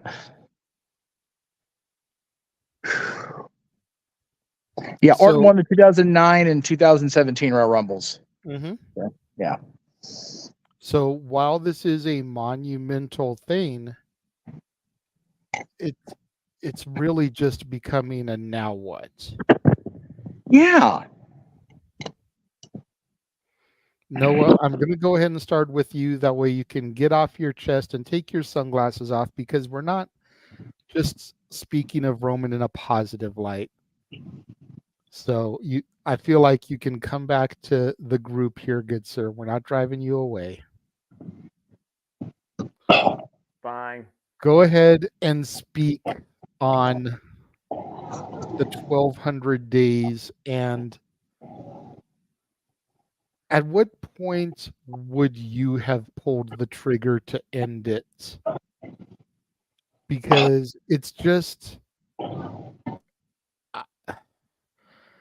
again, I feel very Harvey Dent here. I love the fact that we have a championship run that's going a distance, that's making the belt mean something, but at the same time, nobody's ever going to go on this run again.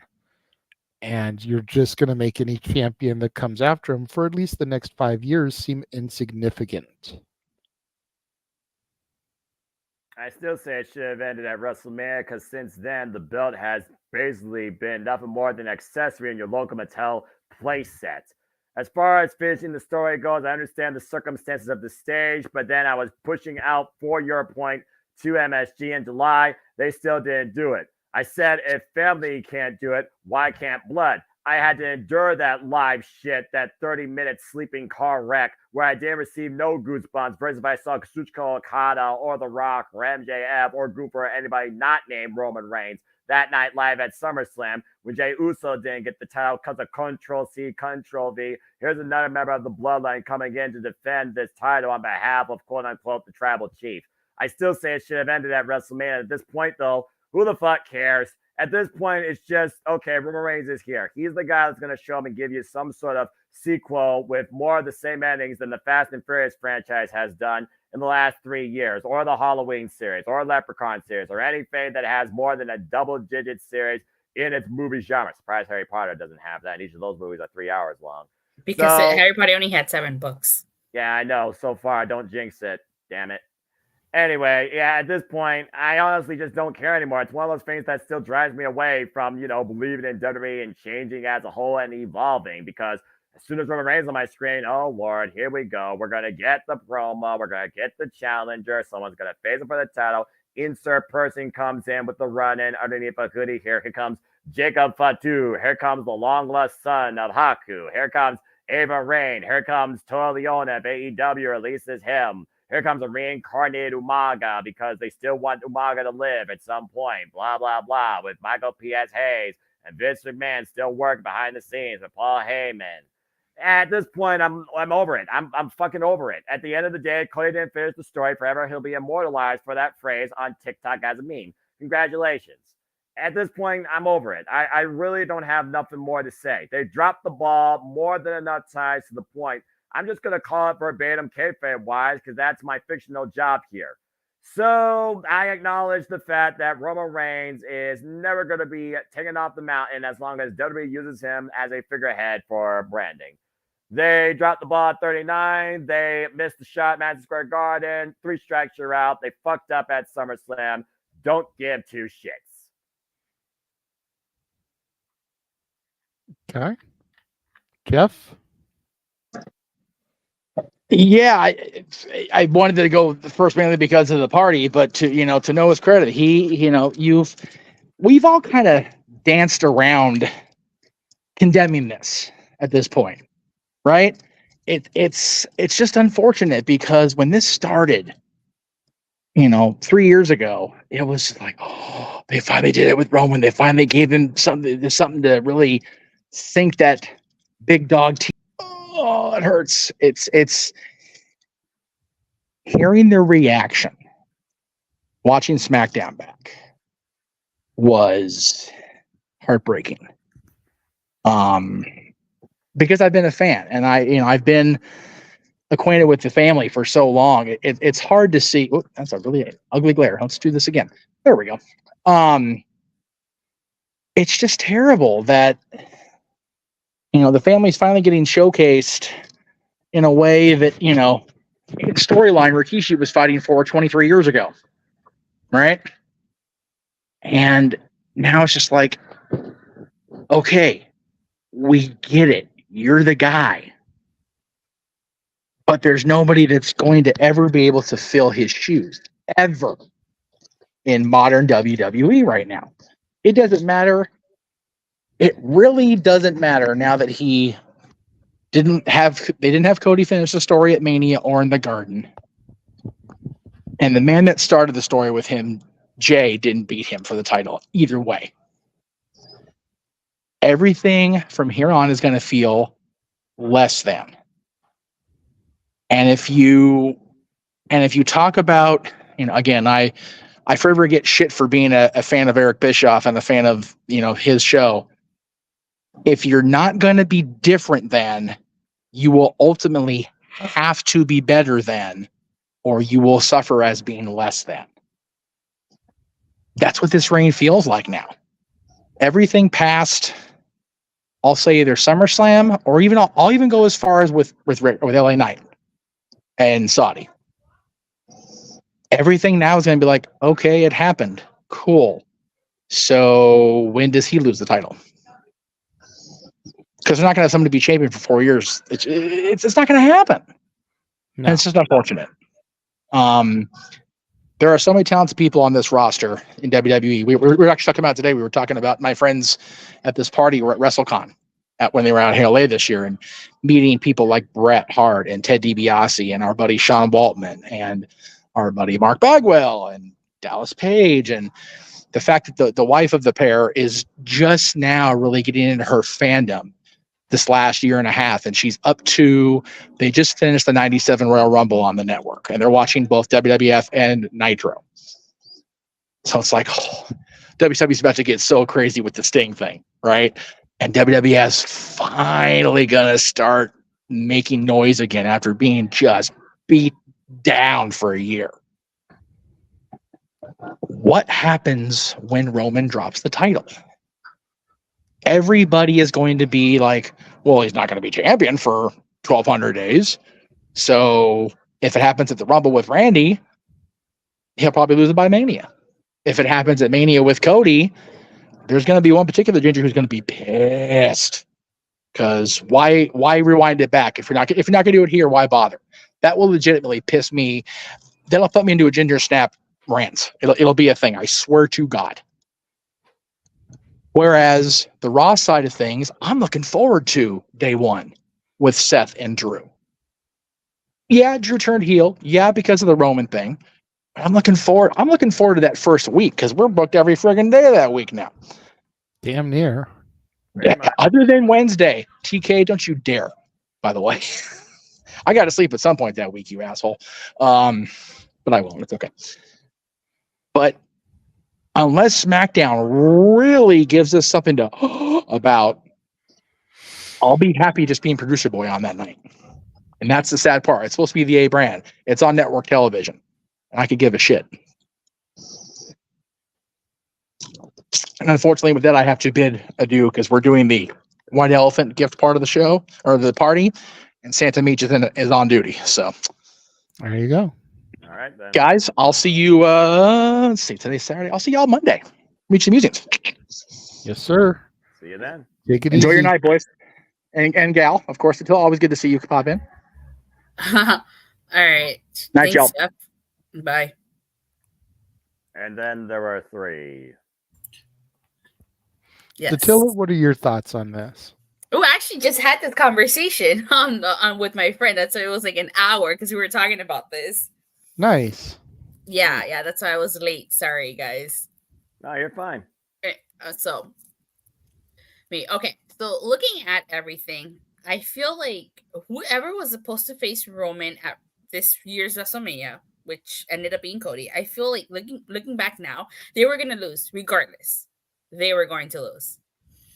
And at the beginning of Roman's title reign, I was all for it. I was like, yeah, he's finally heel. But the minute he went part-time, everything changed. Mm-hmm. That's when everything changed, when he went part-time. And he owes John Cena an apology, by the way, for calling him a part-timing, all those years ago. If Vince was still in charge of creative and he was still in control, I could honestly see Roman breaking Hulk Hogan's record. God, I hope not. But because Vince is no longer in the creative side of things, I honestly think Triple H would have Roman lose at WrestleMania to Cody. Because I feel like there's nothing more you can do with Roman. At some point he has to lose that title. And I know you said that the title reigns after follows are going to be hard to follow Roman. And yeah, it's going to be hard, but Roman with the title, it's the last remnants of Vince McMahon creative, and Roman needs to lose that title. It has to be at WrestleMania. It has to be. There's no ands or buts about it. Like, he needs to lose that title to Cody Rhodes. But if it's just about being the last remnants of Vince McMahon, why hasn't he lost it yet? Because it's not WrestleMania. Why would he lose it on a random episode of SmackDown? There's been SummerSlam. There's been other big pay-per-views that they could have done it at. True. Why does it have to be WrestleMania? Because it's the grandest stage of them all. So? Well, there have been plenty of title changes in history that haven't happened at WrestleMania, and they were still monumental. That's true. But I just feel like,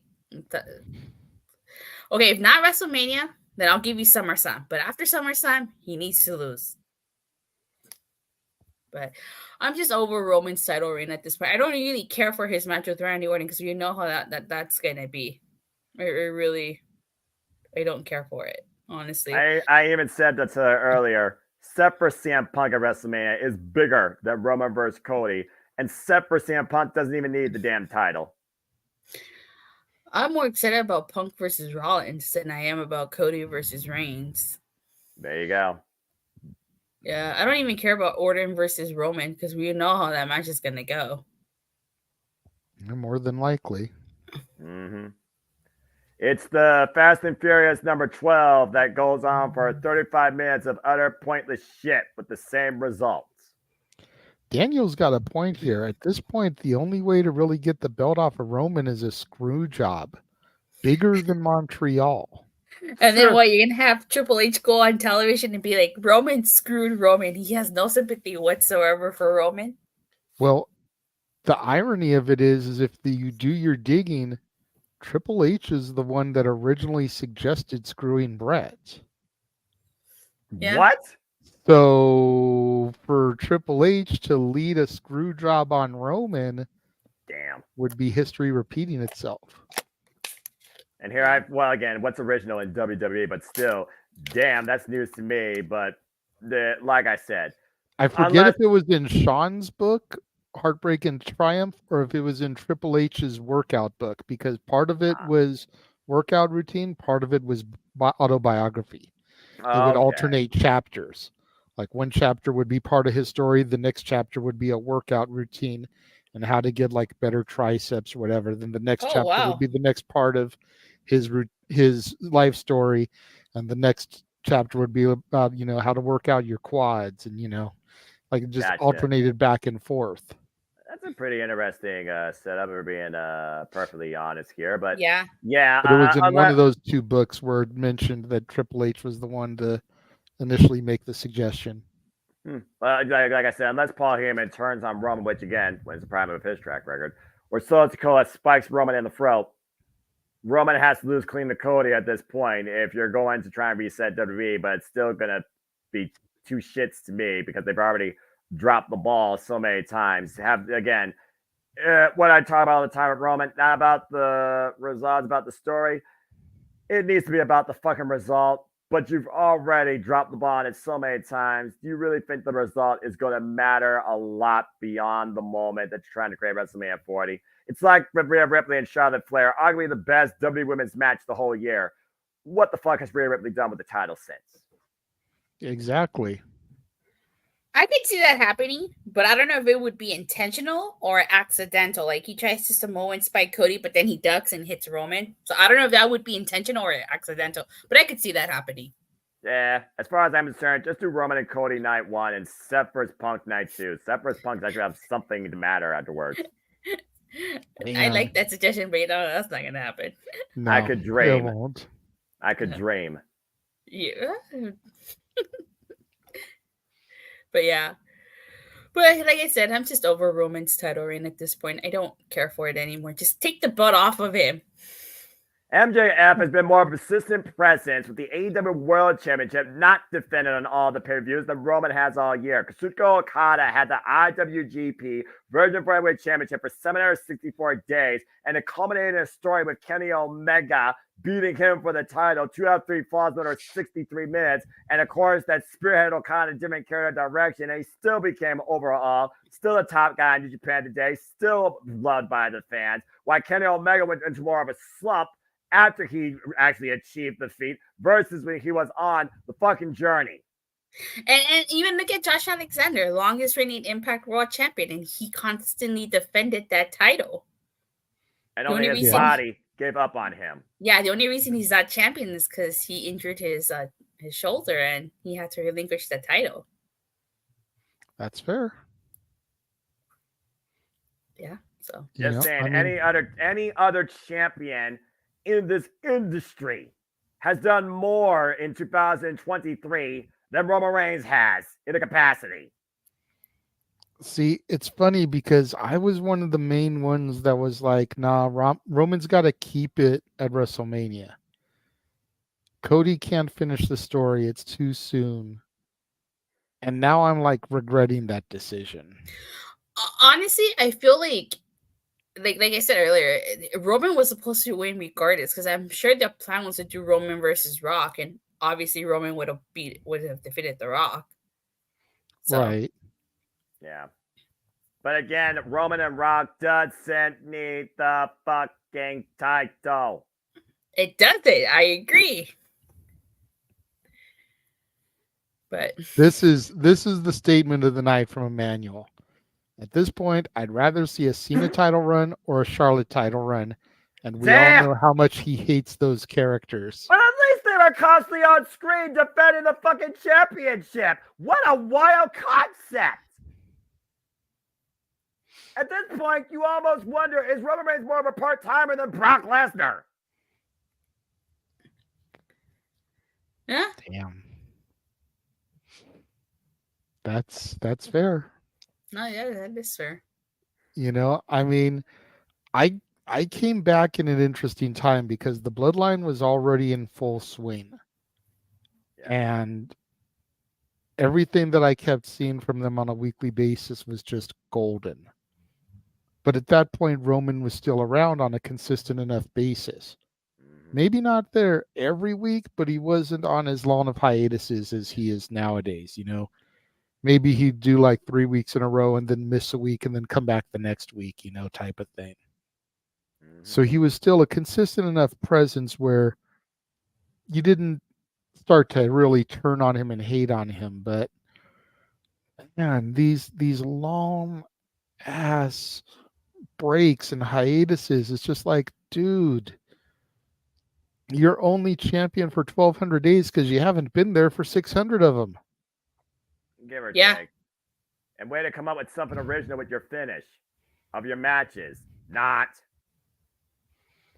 It's bonkers to me. I don't get it. And I don't get how WWE thinks that this is going to keep bringing people back. You know, it's the same thing that Vince Russo constantly talks about, and they're not doing anything to grow the casual audience. Nope. They're booking to the diehards.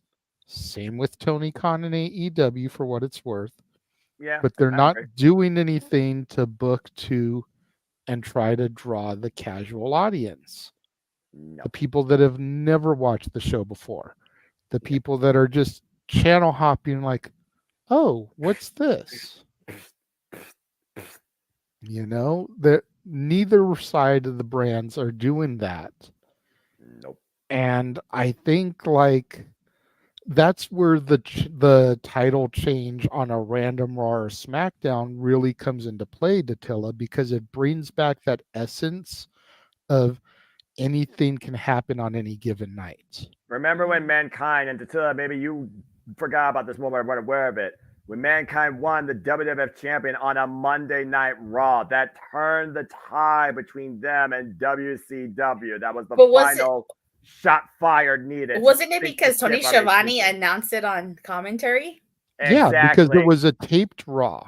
So the results were already out there. But even for it being a taped Raw and WCW being live, you know, it's still, you know, we've had Money in the Bank cash-ins on Raw, you know, and SmackDown. We've had major title changes. And it's just like, if you get this feeling that title changes can only happen at WrestleMania or can only happen at the Big Four, why do I care about going to anything less than that?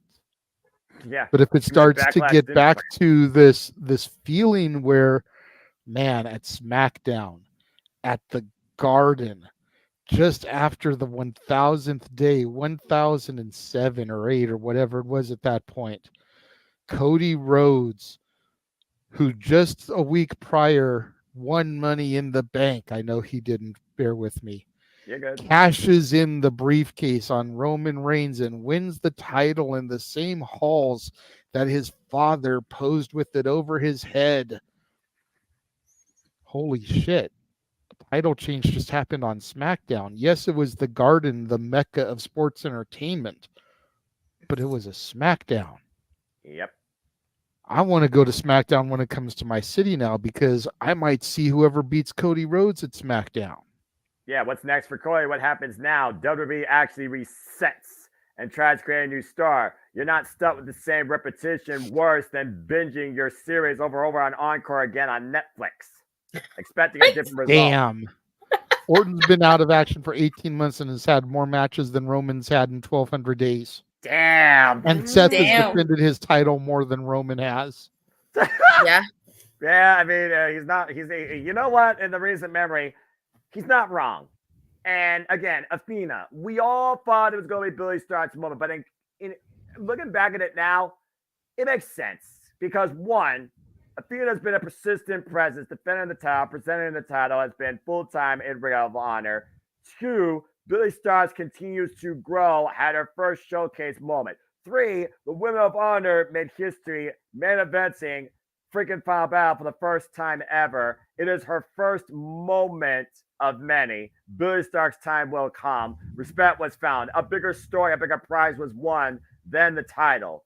The brand is trusted by Athena to guide and evolve the women's division of Ring of Honor. While Roman's just there to make sure that WWE continues to make money to their shareholders and advertisers versus grow their audience and actually do something original. Good point, Noah. Acknowledge that. It's a fair assessment. Anyway. Fair assessment. Yes, I agree. I don't know. Something about last night when I saw that show was being held in Garland, Texas, and Athena was announced from Garland, Texas. I was like, uh-oh. She's not going to lose the title in her hometown. This isn't Vince McMahon booking. This is Tony Khan. I also realized that, too, after the predictions were final. So, kind of kicking myself in the ass right now, being perfectly honest with you. And again, what a fucking match. What a show. Anyway, what's this? I would summon this bed to have it. I mean, yeah, in the past, I've literally seen look, we're focusing on the World Championship, right? World Championships, not X Division, not Intercontinental, International, not something less than the actual main title of the freaking company or brand. We've seen this on countless occasions, and you want that wow factor sometimes on fucking television because it will draw people in on the cheapest expense. Think about how the audience is reached out on a freaking basis.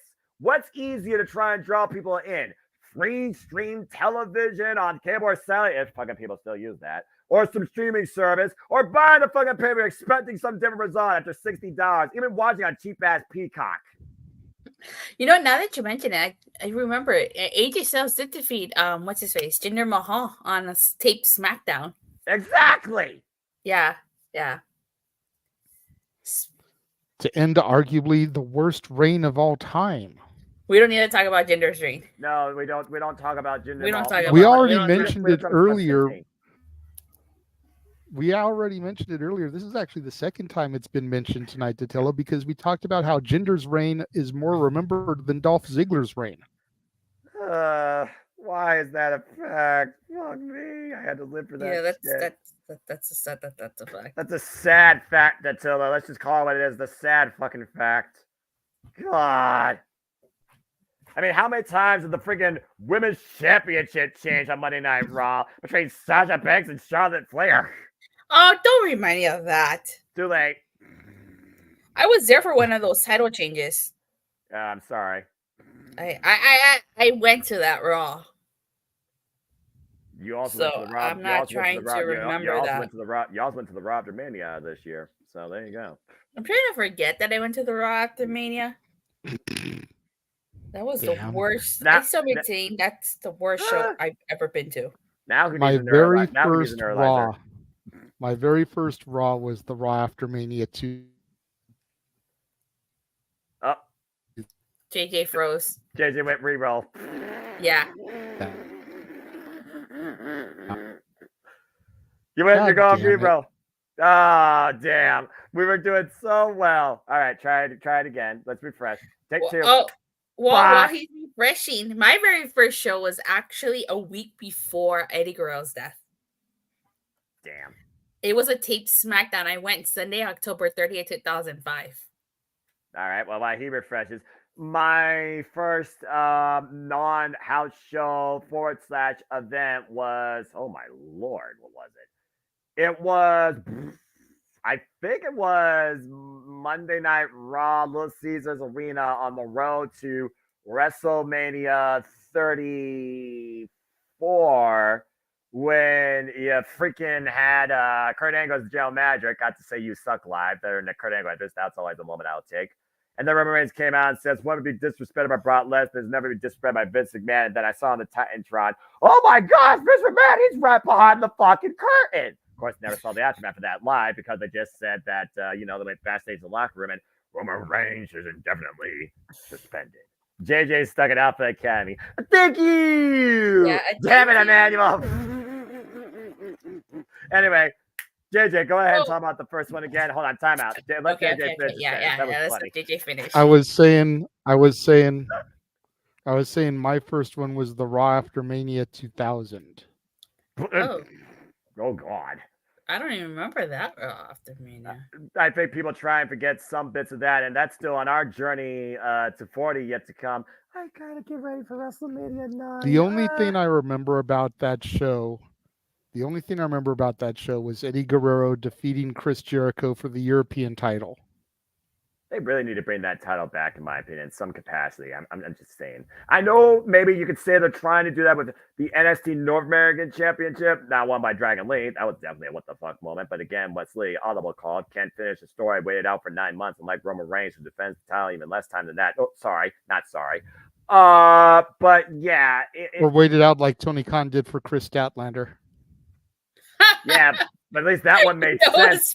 And he actually finished the story. How about that hot shit? Anyway, and of course, now we have an original now with the title that's already trying to reshape the women's division in a better light with originals like Abaddon and Sky Blue. So that's a whole different conversation for another day. But yeah, the bottom line, acknowledge the rest of the industry when it comes to every champion being more freaking available and freaking actually on screen and freaking presenting, defending the title that Roman Reigns has for the last damn year. So speaking of title changes happening on Raw and SmackDown, so do you think that means the Creed brothers would defeat Judgment Day on Raw, or they're going to hold off on that? I'm hoping so. I am hoping that both the Creeds and KC Squared take the titles on Raw. KC Squared again. KC Squared. That's funny. That's funny. But hey, I even said this to Tilla. I said this to JJ.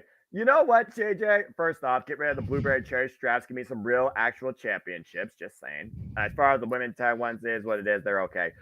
You know what? If that actually happens for both of those, I might actually believe in tag team wrestling in WWE like I believe in Joe Hendry. That's a stretch. That's funny. I mean, even if my NXT is representing properly on Raw, I don't think we're going to get Datilla to go back to watching NXT. So, no. You know, I have to say, I was really impressed by Carmelo Hayes. I've always heard so much good things about him. It was the first time I see him in action. I was really impressed. On SmackDown? Yeah. Melo is good. Melo rarely misses too, and again, Melo's I the don't. future. I don't watch the NXT, but I can say I think JJ's NXT PLEs this year have done fairly well versus what I've seen in the past. And some of his NXT PLEs I will rival up against the WWE main level PLEs that I've seen all year. Again, Deadline was a very phenomenal show despite the steel cage spots I still have. So again, if you don't watch nothing else, check out the NXT PLEs and then judge them for yourself. I'll think about it. I know JJ would be very happy. I mean, there's a reason. Go ahead. There was a reason they put Melo with Waller. They knew Waller would be able to work the style with him because they competed in NXT at the same time. The true test is going to be next week when Melo has to take on KO. It's two different eras of NXT. It's JJ's NXT versus my NXT. Damn it. I digress. Yeah, damn right. Melo better watch himself. Seems like KO has turned into Cowboy Bob Orton with that cast. So Hey. Look, the cast is not a weapon. The cast is there for Kevin Owens' limb protection. If it becomes part of the match, so why did Cowboy Bob Orton have his cast for like Brody King does the same years? Brody King does the same thing in AEW. Just saying. If you don't want to take time off or go off on surgery, what do? You wrestle with a cast. But how do we know it's a real injury? It's not kayfabe injury. That's a whole different conversation for another day, and we don't work for the business. That's true. But yeah, I'm excited about that. See, and if I'm being honest, that's the same thing I'm wondering about Charlotte and Kenny Omega. Well, Charlotte, it said WWE said on commentary, and WWE released a statement saying that Charlotte is going to be out for 9 months. Right, and Tony Khan so far could all just be an angle. A 9-month angle? I mean, it wouldn't be the first time they've done an injury angle, but again, I can't recall last time Charlotte Flair sustained a major injury. 9 months puts her out from WrestleMania and potentially SummerSlam, arguably the two biggest shows of WWE's calendar year. Yeah, she's not going to come back till when Cena went. Oh, sorry. When Cena went out with his pectoral and came back at the Rumble, how long did they say he was going to be out? Close to a year. Because I think they said that he was going to be out for longer than he was. Correct, but he's also been known as Super Cena. He's done that multiple times. And Charlotte is freaking the queen. She's Super Cena in that division. 14-time recognized champion, 16 if we go by NXT. Thank you, JJ. I said it. I know. All right, I'm just saying. Hey, but so for them to be throwing us off the scent of that proposed horsewoman reunion that I posed earlier, right?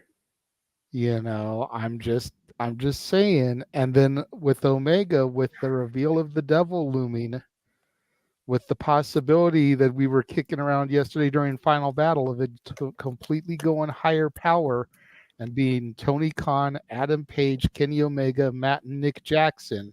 I'm gonna lose my shit. Even as just a ha-ha. Throw us off the scent. Kenny Omega's in a hospital just like Adam Cole is, but everyone swears Adam Cole's the devil. Yes. I'm just saying.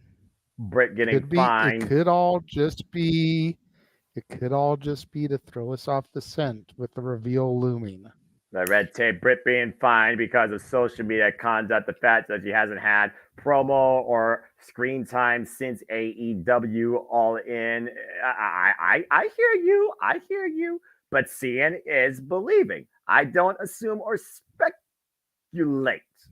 I'm just going to wait and see the actual assault in front of me. But again, I just love the fact that there is that sense of unpredictability in these tournaments and in these angles. The devil you know, but the devil you don't. Who attacked Carmel? Who wins the United States Championship North Terrace Tournament? Who takes the Continental Classic? Is the inevitable MJF loses the title at World's End? And Samoa Joe finally feasts on the richest prize in all elite wrestling heading into the new year right before it begins. A lot of suspension of disbelief, and I'm looking very forward to all of it. What I was gonna say is to go what JJ was saying. I was gonna quote who is it? Fred Jones from A Pup Named Scooby Doo. It's a red herring. The red herring. Red herring. I understand that. Once we lad, I once watched that show. Yes, JJ. How do we know that he was in a legitimate hospital? We don't. Britt Baker is a dentist. It could have just been one of her office rooms.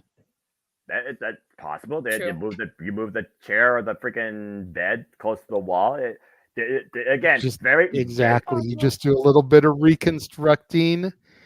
Britt works for the company. It could have very easily been Dr. Darlene. That's all I'm saying. Don Callis and Tony Schiavone was in it all along. And the two can't stand each other. Forget Tony Schiavone. Tony's brilliant. I guess we'll find out. I would assume we'll find out at World's End. I don't know where else you would do it because all you got coming up right now is Holiday Bash and New Year's Smash. Those are just standard Dynamite Rampages and now Collision. As next week is Holiday Bash week for AEW across the board. Yeah. Well, I guess this week now on the East Coast because now it's officially Sunday, and you know what that means. Well, you're the only one on the East Coast. I'm about to say I'm on the East. You guys are on West. So while you got Snoop Dogg, I had Eminem. So there you go. Anyway, you're funny, Noah. I don't try to be. I just be me. Simple as that. The bottom line, though, Roman Reigns, get the fuck off my screen with that damn title. And WWE actually give me something new and original. Maybe I'll actually start watching Raw and SmackDown again. Well, if Noah starts watching Raw and SmackDown, I guess I gotta watch NXT. Yeah, cut that. You heard that. You heard that, JJ. Cut that, James. It's official. Ladies and gentlemen. I did, but that means that you've got to watch Raw and SmackDown. Yeah, but again, will that happen? Find out next time on Dragon Ball Z. Tune in next week to see if Noah watches Raw and SmackDown. And someone put the black screen up with our little window and have the to be continued ... like the end of every Pokemon episode in existence. Yeah. Yep. Yeah, because I'm just gonna say it right now. Even though hell has frozen over a couple of times in the industry, JJ Dattila chat, me regularly watching WWE Weekly. That's a cold day in hell. Another cold day in hell? Hey, hell froze over. CM Punk came back. That's the t-shirt. Yeah. Fair enough, but I don't market myself. We'll see. Yeah, we will. We will. We certainly will. And then we'll also see if JJ finally ends up believing in Joe Herman when he starts reviewing TNA. Yeah, right.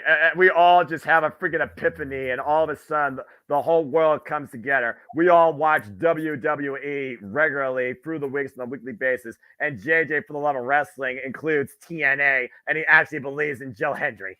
I know. We're literally. Noah is gonna watch Raw and SmackDown. I'm gonna watch NXT, and JJ's finally gonna believe in Joe Henry.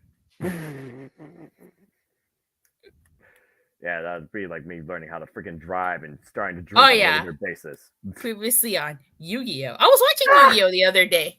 Now, there is no Yu-Gi-Oh! All right. Again, I love the fact that it had a definitive ending. But the other stuff, you had GX, you had 5Ds, you had Zexo, you had No. whatever. I'm talking about the classic Yu-Gi-Oh. I saw the Good. finale, Yugi versus Yami. Yeah, well, no, it was King of Tem, actually, as we learned his name Okay. was. King here. of Tem, if you want to get specific. It's on Tubi. I was watching it on Tubi. Hey, Tubi actually has some good content. I mean, Kolyoko is one of the only animes I know that actually had an ending, only 92 episodes, and it way too soon. I used to watch Kolyoko. Hey, there you go. All right, we're going. Okay. Yeah. So welcome everybody to the Anime Corner. I'm your host, Semino Foster. With me here is my Mighty Morphin friend Attila. So yeah, Kolyoko 92 and together episodes. we're Nola. We're Nola. We took over the JMN Multiverse of Media. Oh no. Yes. Oh god. And freaking Kolyoko. Look. He says he remembers Kolyoko too. Hey, good man, eh? Yeah, Ulrich was always my guy. I mean, again, that was always such a unique show. It's such a very melodramatic background though, with them in the freaking boarding school and then preventing the world being taken over by some sort of super virus. How did the show end? I didn't see the finale. So it was it was a long time ago, back when Toonami was actually watchable. Geez, that was early 2000s, 93 episodes. They came together, talk about the moments, and then they all went down there and shut down that machine once and for all. Uh-oh. I think only saw the first season of Kolyoko. The first season? The Tilla? Yeah, I think. Come on, you missed Anita coming, being brought into actual, materialization. And okay, now all right. I was going to ask you. This is going way off the rails here. Did you ever watch Card Captors? It's a mystical adventure. Card Captors. Each card possesses a power of its own. I think I did. There are so many damn shows based off digital type duels and monsters. I never got into Digimon, digital monsters. Digimon. See, I was a Digimon guy. I was a Digimon guy versus Pokemon. I was Pokemon. I like Pokemon. Yeah, Pokemon's overrated. After the first 151 Pokemon, I was like, I'm done. I can't believe you just got Pokemon overrated. Do you realize how long it took Ash to become a fucking Pokemon back?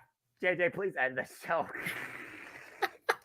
Can't end it yet. The first Yu-Gi-Oh is a classic. Yeah, the first, the Pegasus Island Karma Boy, the dueling monsters. It's seriously, boy. What's happening here? You tell me. Oh look, Nola Foster. I don't think I ever watched the finale too. I just remember the pink hair girl getting out of the digital world for a few episodes. I remember having a bit of a crush on her too. Oh God, Aelita. I'm not gonna lie, she was kind of hot. But anyway, of course they're trying to reunite her with her father. It was a really weird show, all right, with a very unique melodramatic background. What's this? That was my anime growing up. Card Captors, man, the Japanese. Have you ever seen the Japanese version of Card Captors? I've seen some Japanese animes, but I mean, there's been some that's been dubbed that I found okay. I mean, for a short span of time, I was watching Fairy Tail, but that's a whole different anime. Jimbo the Coach. What's his name? A Naming -1. He's the one that calls it Nola Foster. We're Nola Foster. Nola Foster? What? Yeah, what? If you read his comment, I saw. Your last name's not Foster. No, he's talking about you. Yeah, clearly. But the Nola is us. I also think us is open mic night, and I don't think we're the hosts. But we do believe in Joe Hendrick. Do you believe? We believe. Anyway, JJ, take your show back, please. Let's end this before this goes way further. We're going to turn to an anime hour if we're not careful. Next video knows will be brought to you by Crunchyroll. Hey, you know what? They have that on the Rokus here. Oh, fuck. This entire house, with the exception of me, is really into anime. Oh, well, I'm sorry, JJ. And hey, if Natalie wants to come on here and bring in and have a special anime episode, I think me and the Tiller will welcome it. Would you guys like to hear us talk more about anime? Leave a super chat. Yeah, leave a super chat. Speaking of super chats, we are going to roll another commercial before we begin our plugs. Okay. We're going to take a look at the Stat Boy ad, but if you still want Noah to do Agent N, the Men in Black, We told you it was a $25 super chat, Arlene. You've got the duration of the Stat Boy Sports Bar ad to figure it out. We will be right back. You ever wanted to come into a sports bar where the barkeeps know their game? Well, the Jeff Beecham Network Multiverse of Media has got a production just for you. Sit down and relax as the Stat Boy and his partner break down the statistics in all things sports. Whether it's football, basketball, motorsports, baseball, hockey, soccer, professional wrestling, mixed martial arts, boxing, and much, much more. All are welcome. Your barkeeps here keep you up to date and in the know of everything going on in sports, while also having a pleasant conversation about it all. Your host and owner of the bar, Stat Boy Mike.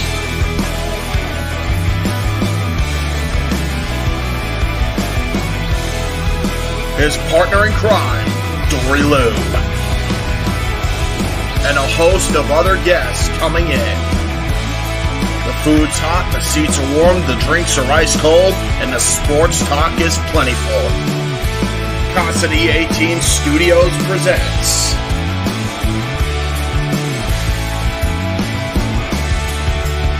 Stat Boy Sports Bar. Take a bar stool and enjoy the show.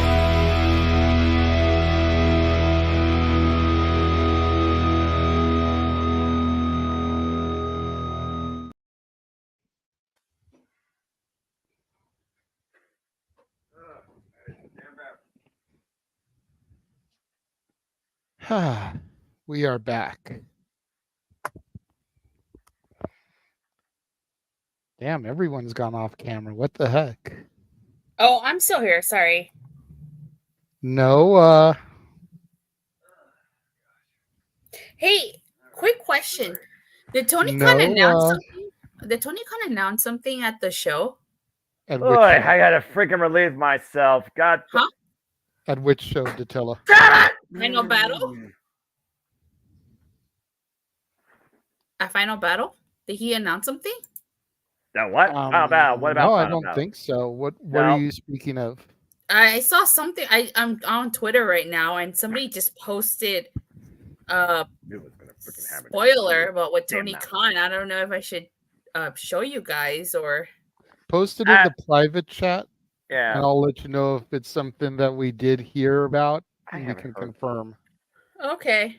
That being said, damn it, JJ, you freaking idiot! God bless it. Hey, you know what? Are you really Noah? Are you really going to deprive your biggest fan, Arlene? Things I do for friends at the expense of my identity. Let me. Okay, did you get it? I sent it in the chat. In the hell in this the sounds like. I haven't messenger, heard this in the song messenger. in years. I just saw No, it. he did not announce that at Final Battle. Somebody just posted it on. They posted it about at 8:34. I guess they're at They the may tape. be doing Ring of Honor tapings tonight during Collision, so they may have announced it there. Oh, yeah. They. I just saw it. Literally, just saw it right now. So you were on commercial. I went on X. Mm-hmm. So I just thought I'd share it with you guys. Yeah, I mean that's news. We will go ahead and share that really quickly. Give me 1 second. I'm going to save the images. Let me see if I can find a clear image. Well, no, I mean it's okay. We don't want to waste too much time. Oh, Noah's okay. probably already trying to research the words so that he doesn't botch this that he's now been obligated to do. But yes, breaking news. Here's another one. I'm Somebody loading posted a it. video. Sorry. Noah, are you paying attention to this? Breaking news. Apparently, Tony Khan announced, I'm assuming it was at the Ring of Honor tapings tonight after Collision, a Ring of Honor women's television championship. What? Someone posted the video too. What the hell, Tony Khan? Are you thinking? Another title, but this time for the what? Okay. This is becoming the NWA. This is becoming I annoying. will say this. I will say this. A lot of people were thinking that Final Battle might have been the final battle. That Yeah. Ring of Honor may not continue post that. Clearly, I think this is a sign that it's going to continue going forward. Yeah, and apparently Otherwise, he's there'd be trying no to- need to announce this title. And with as close as Billy Starks came last night, Yeah, I put Billy Starks at the forefront for that title. She deserves it. All right. Well, that's certainly something. And of course, I continue watching Ring of Honor on a weekly basis. So I imagine I'll learn about it this coming Thursday. And again, we talk about the depth of the women in AEW. There's a deeper depth in Ring of Honor that includes some of the talent that was usually on AEW. Like you said, Tyler Valkyrie just joined the fray. We just saw Nyla Rose. They bring in people all the time like Bert Vixen. There is Diamante. There is Mercedes Martinez. Billy Starks. I don't see Athena becoming double champ. That would just Yeah, it said that this bonkers. would probably air on the December 21st episode. Yeah, like a bunch of people posted it. So yeah, he announced it. Interesting. He announced it at today's tapings. You think about that's been in Ring of Honor in some capacity, even if they've been in and out of AEW. Again, Sky Blue, Carol Hogan, Will Nightingale, Yuga Sagasaki, Lady Frost, the Renegade Twins, Robin and Charlotte Renegade, Trish Adora, and of course, Maria Kanellis right now managing legit Layla Hirsch, it seems, for the time being. And you got Rachel Ellering. There's a lot of depth to this women's division right here where a lot of very promising people could take that title. But at this point, Nyla Rose, Taya Valkyrie, Lady Frost, Billy Starks, I wonder if he's going to do a tournament. Or I wonder if he's going to do a Survivor of the Fittest, actually. That would be a first. Women's Survivor of the Fittest. 6 women qualify and compete for this championship in what we saw in that elimination match with Donna Castle. That was the funniest thing I've ever seen in my life. I'm excited for this. I'm intrigued for this, actually. And if a brand's going to have a television title, Ring of Honor might be the right one to have it with what they're doing with it. I'm curious, though, especially with Kyle Fletcher winning the television one. What if Sky Blue wins this one? Or should I say Sky Black? But anyway. Dark blue. Dark blue. Yeah, but dark blue, I like that. As far as we know, it seems, allegedly. joining us now, hot off the heels of his own watch along, Walter's in the house. Hi, Walter. Hi, Walter. Hey, how you guys doing? Doing all right. We talked about anime for 35 minutes and literally took over the show, and now we're talking about apparently women's television championship now is officially becoming part of Ring of Honor. That's awesome. But you know, it's awesome to say that. I heard you saying that Sky Black Blue. It'd be nice to see her winning that, but we'll see what they do. Another title though, like AEW has enough of them. If you keep ROH a separate brand, it would make sense. But you're gonna keep mixing and mingling and showing them every Dynamite and every Rampage and everything else, and that title is just it's too much right now. You got too many titles. It's hard to even keep track of who's champions. Yep, absolutely. Again, it's all about, brand definition. And I do wonder, with Ring of Honor presenting the last pay-per-view, JJ, with Honor Club, you wonder if this television title is also part of what we talk about. It seems like future direction that Tony Khan is trying to take with AEW and Ring of Honor as a whole. And you also wonder if that has something to do with the fact that he maybe did put Ring of Honor on television and kept it to the streaming service for now. Is there still a chance that Ring of Honor and AEW could still be coexisting on a standalone streaming service? And is that something to come? And was this soft pilot of the Honor Club presented pay-per-view, which I happily enjoyed and budgetedly we're grateful for too, it's just maybe like a tease of it or the start of it? Quite possibly. Yeah, I wasn't aware if you guys knew that. That's why I asked if Tony Khan had announced anything. No. I wasn't sure if he did. That's why. Oh. No, So that's why it was good that you did it in a DM. That way we could break the news. Yeah. Okay. Yeah, and again, right now, you look at the women in AEW and Ring of Honor. You have the depth of the Ring of Honor Women's Division with the focus now on this brand new championship. Someone can forge legacy. Someone's going to be the first. On AEW, though, for the World Championship, you got Rico, you got Mariah May, you got Toni Storm, you got Saraya possibly back in the fray. And for the TBS Championship, you got Julia Hart, you got friggin' Abaddon, and you got Sky, Blue, Black, Dark Sky, whatever the hell you want to call it. And you just saw the women's grudge feud with a street fight that was downright ridiculous. Fucking loved it. They seem to be doing more right now lately with the women, and it's really great to see just in a matter of perspective and presentation. I just hope it keeps up. But again, the Ring of Honor Television Championship for the women. Interesting. To me, as long as it leads to the women getting booked better and more opportunities, I'm okay with it. Same, absolutely. But if this isn't going to change anything, then then why should I care? Another person with a belt around their waist. Exactly. Well, I guess if nothing else, she'll be on screen more than one champion we've been talking about all night. Anyway. As long as you don't treat it like WWE treats the women's tag title. That's the only title you want to talk about? How much to talk about that one, dude? No, I'm saying as long as they don't treat this title like that one, I'll be okay. Yeah, that's fair. I guarantee you it won't be thrown in a dumpster. Wow. Oh, go ahead. Sorry. You know what? Chelsea Green and Piper Niven have been doing great things with the women's tag title. They've really tried to make it something worth seeing, worth fighting for again. And I feel like if KC Squared takes it on Monday, it's just going to be the next step in that evolution. Katana Chance and Kaden Carter, the longest reigning NXT Women's Tag Team Champions. Correct. For a reason. Yes, they're going to have to step their game up on the big brands. But being able to bounce around from brand to brand and defend those titles, they're going to be able to seek out some good competition.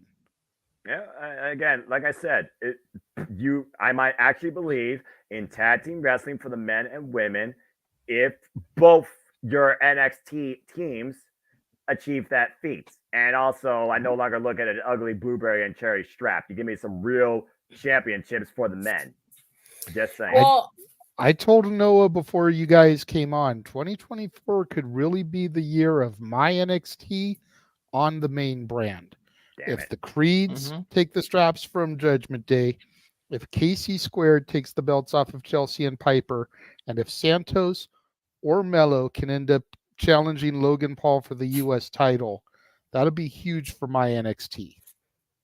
Yeah, I want the Kabuki Warriors to be the ones to take those titles off of Chelsea Green and Piper Niven. It's just for the simple fact that I feel like it rights the wrong from past booking to Damage Control, and you have an all-women stable that basically runs the women's division. Io Sky's champion, and the Kabuki Warriors are the tag team champions. I hear you, but right now Piper and Chelsea are heels. That's a heel match for the titles.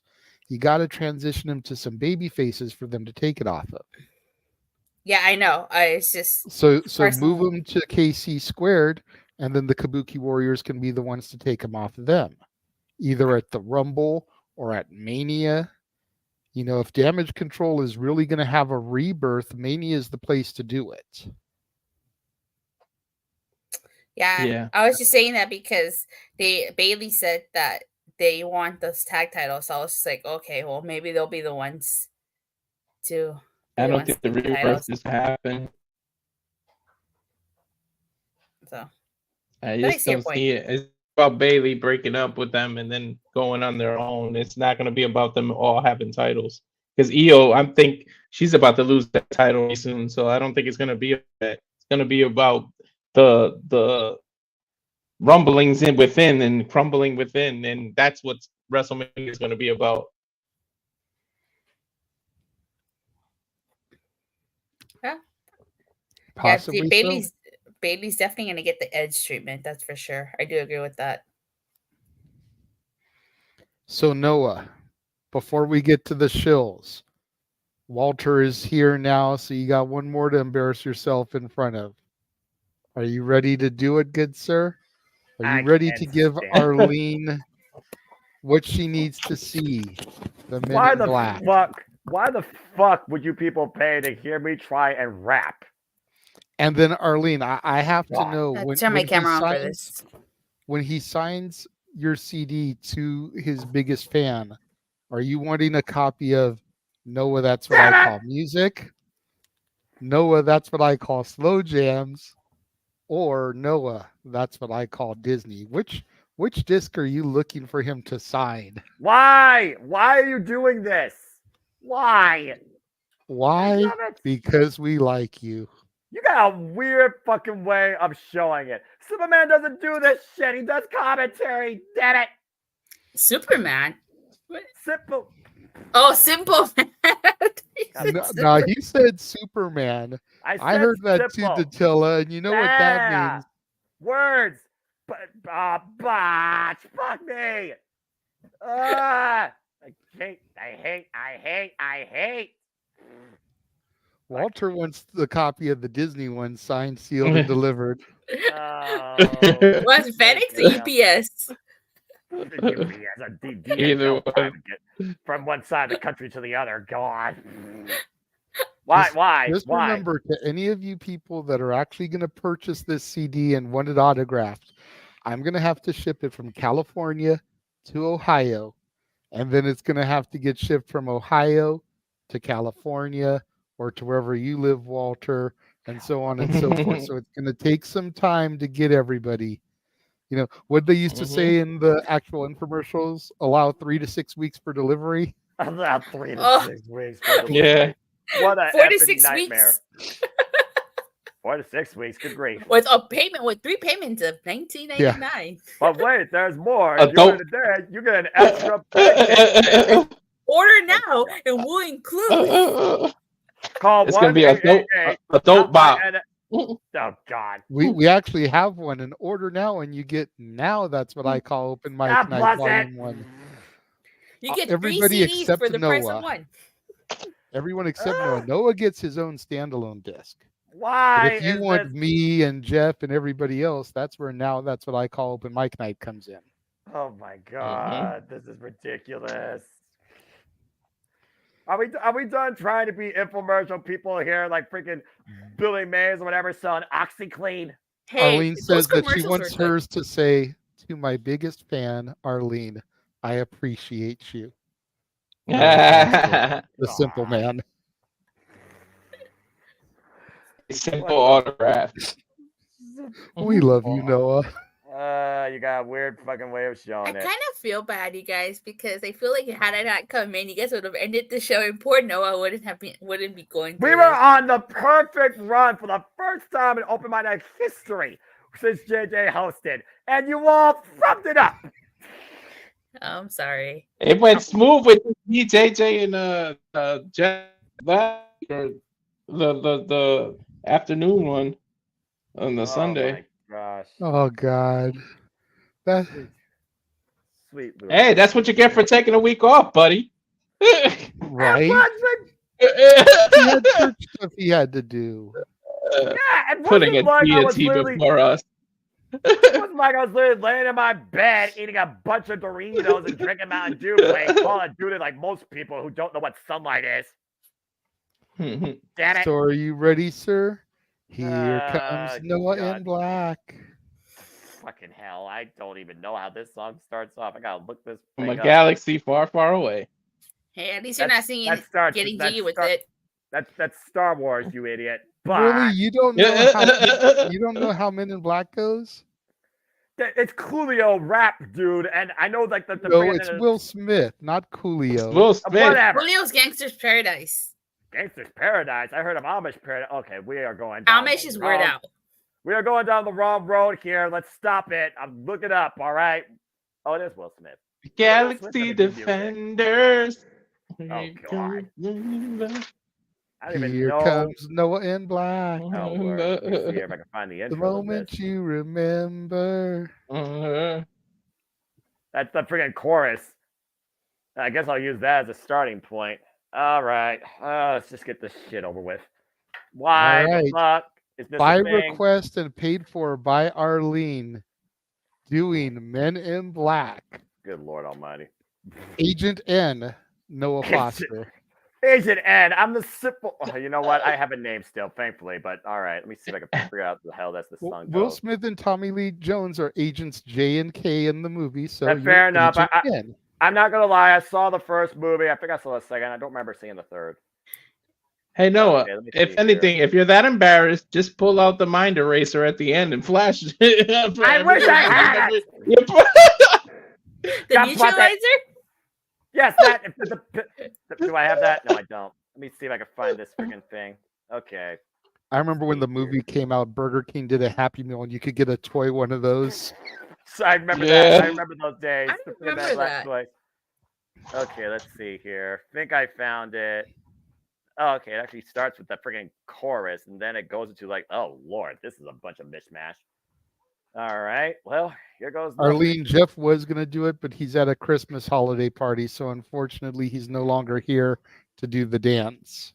The freaking what slide with the drama. I ain't even getting that part. Shoot, that's like the middle of the song, I think. I don't know what it is. All right, let me see here. I think I got it. Oh, that's a good beat. Here come the men in black.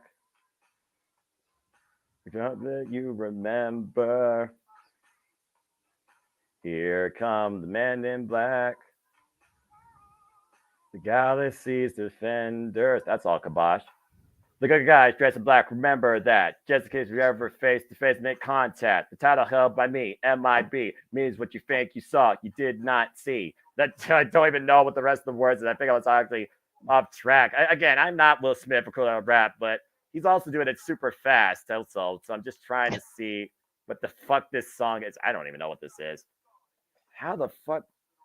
So don't blink, be what that was. It's now gone. Black stoop with the black Ray-Bans on. Walk a shadow, move in silence. Guard against extraterrestrial violence. But yo, we ain't got no government list. We straight don't exist. No names, no fingerprints. So something strange. Watch your back, because you never quite know where the MIB is at. And here comes the men in black. I don't do rap, all right? Galaxies Defenders. I can tell. Yeah, seriously, this is fucked up. Here comes men in black. This is gonna never be seeing light of day. They won't let you remember. Never the deepest, the darkest night. On the horizon, bright light. Enter sight, tight. Camera zoom on the pending doom. But then, like boom, black suits fill up the room with the quickest talk with the witnesses. Hypnotized and neutralized. Vivid memories turn to fantasies. I know MIBs. Can I please stop doing this shit? I prefer singing than rapping, Noah. Yeah, seriously. Superman don't rap. That was fucked up. Noah, I have a question for you. What? Did you really say that this is never going to see the light of day? Like, I'm not going to snip this first thing tomorrow morning? Stick to rapping gifts, Noah. I don't rap. Rap is whack. You all are freaking... You know what? Fuck it. End this shit already. Hey, I was doing the dance in the background. That just wasn't high enough for the camera. I'm sure you were. I'm sure you freaking were. Honestly, Emmanuel, to answer your question seriously, we can go around the horn here. I think I'd rather see Santa Jeff singing.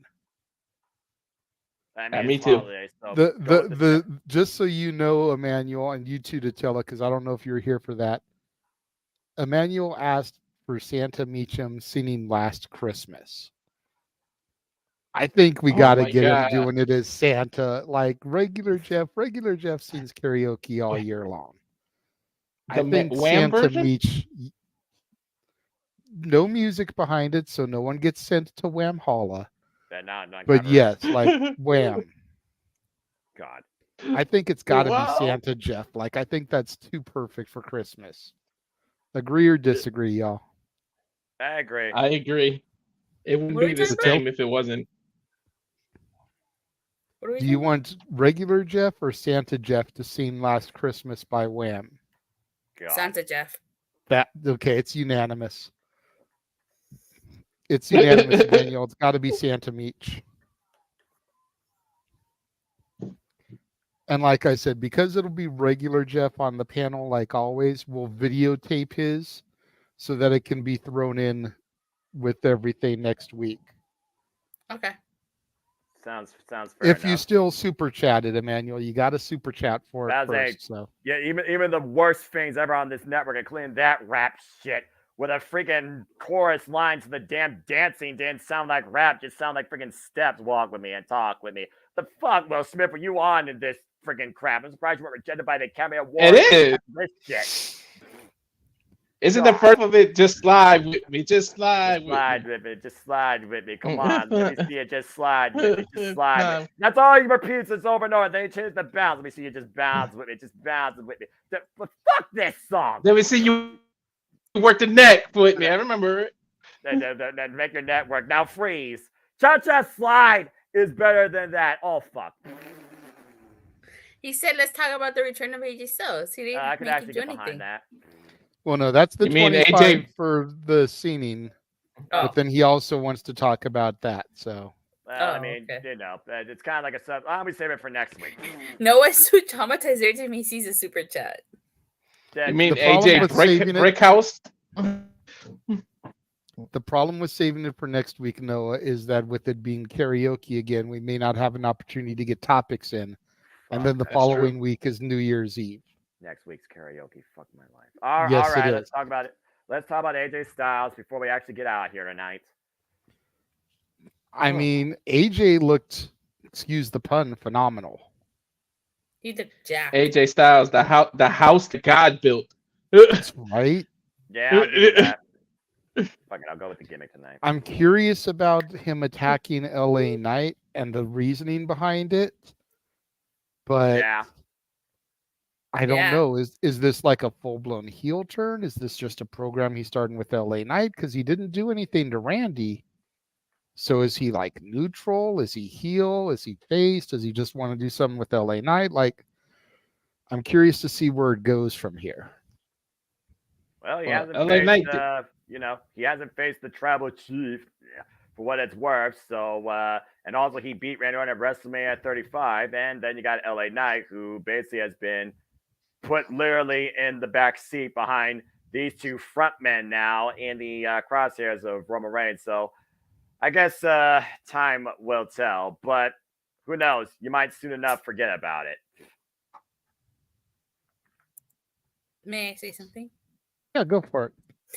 So I'm speculating that the reason why AJ Styles attacked LA Knight, didn't LA Knight, didn't he take AJ Styles' place in everything? Because AJ Styles was supposed to be the one that was supposed to fight Roman. AJ Styles was supposed to be, I think, in that tag match, but LA Knight, took his spot and everything because AJ Styles got taken out. So I'm assuming that's one of the reasons, or the reason why he That's went after possible. LA I don't remember Knight. that.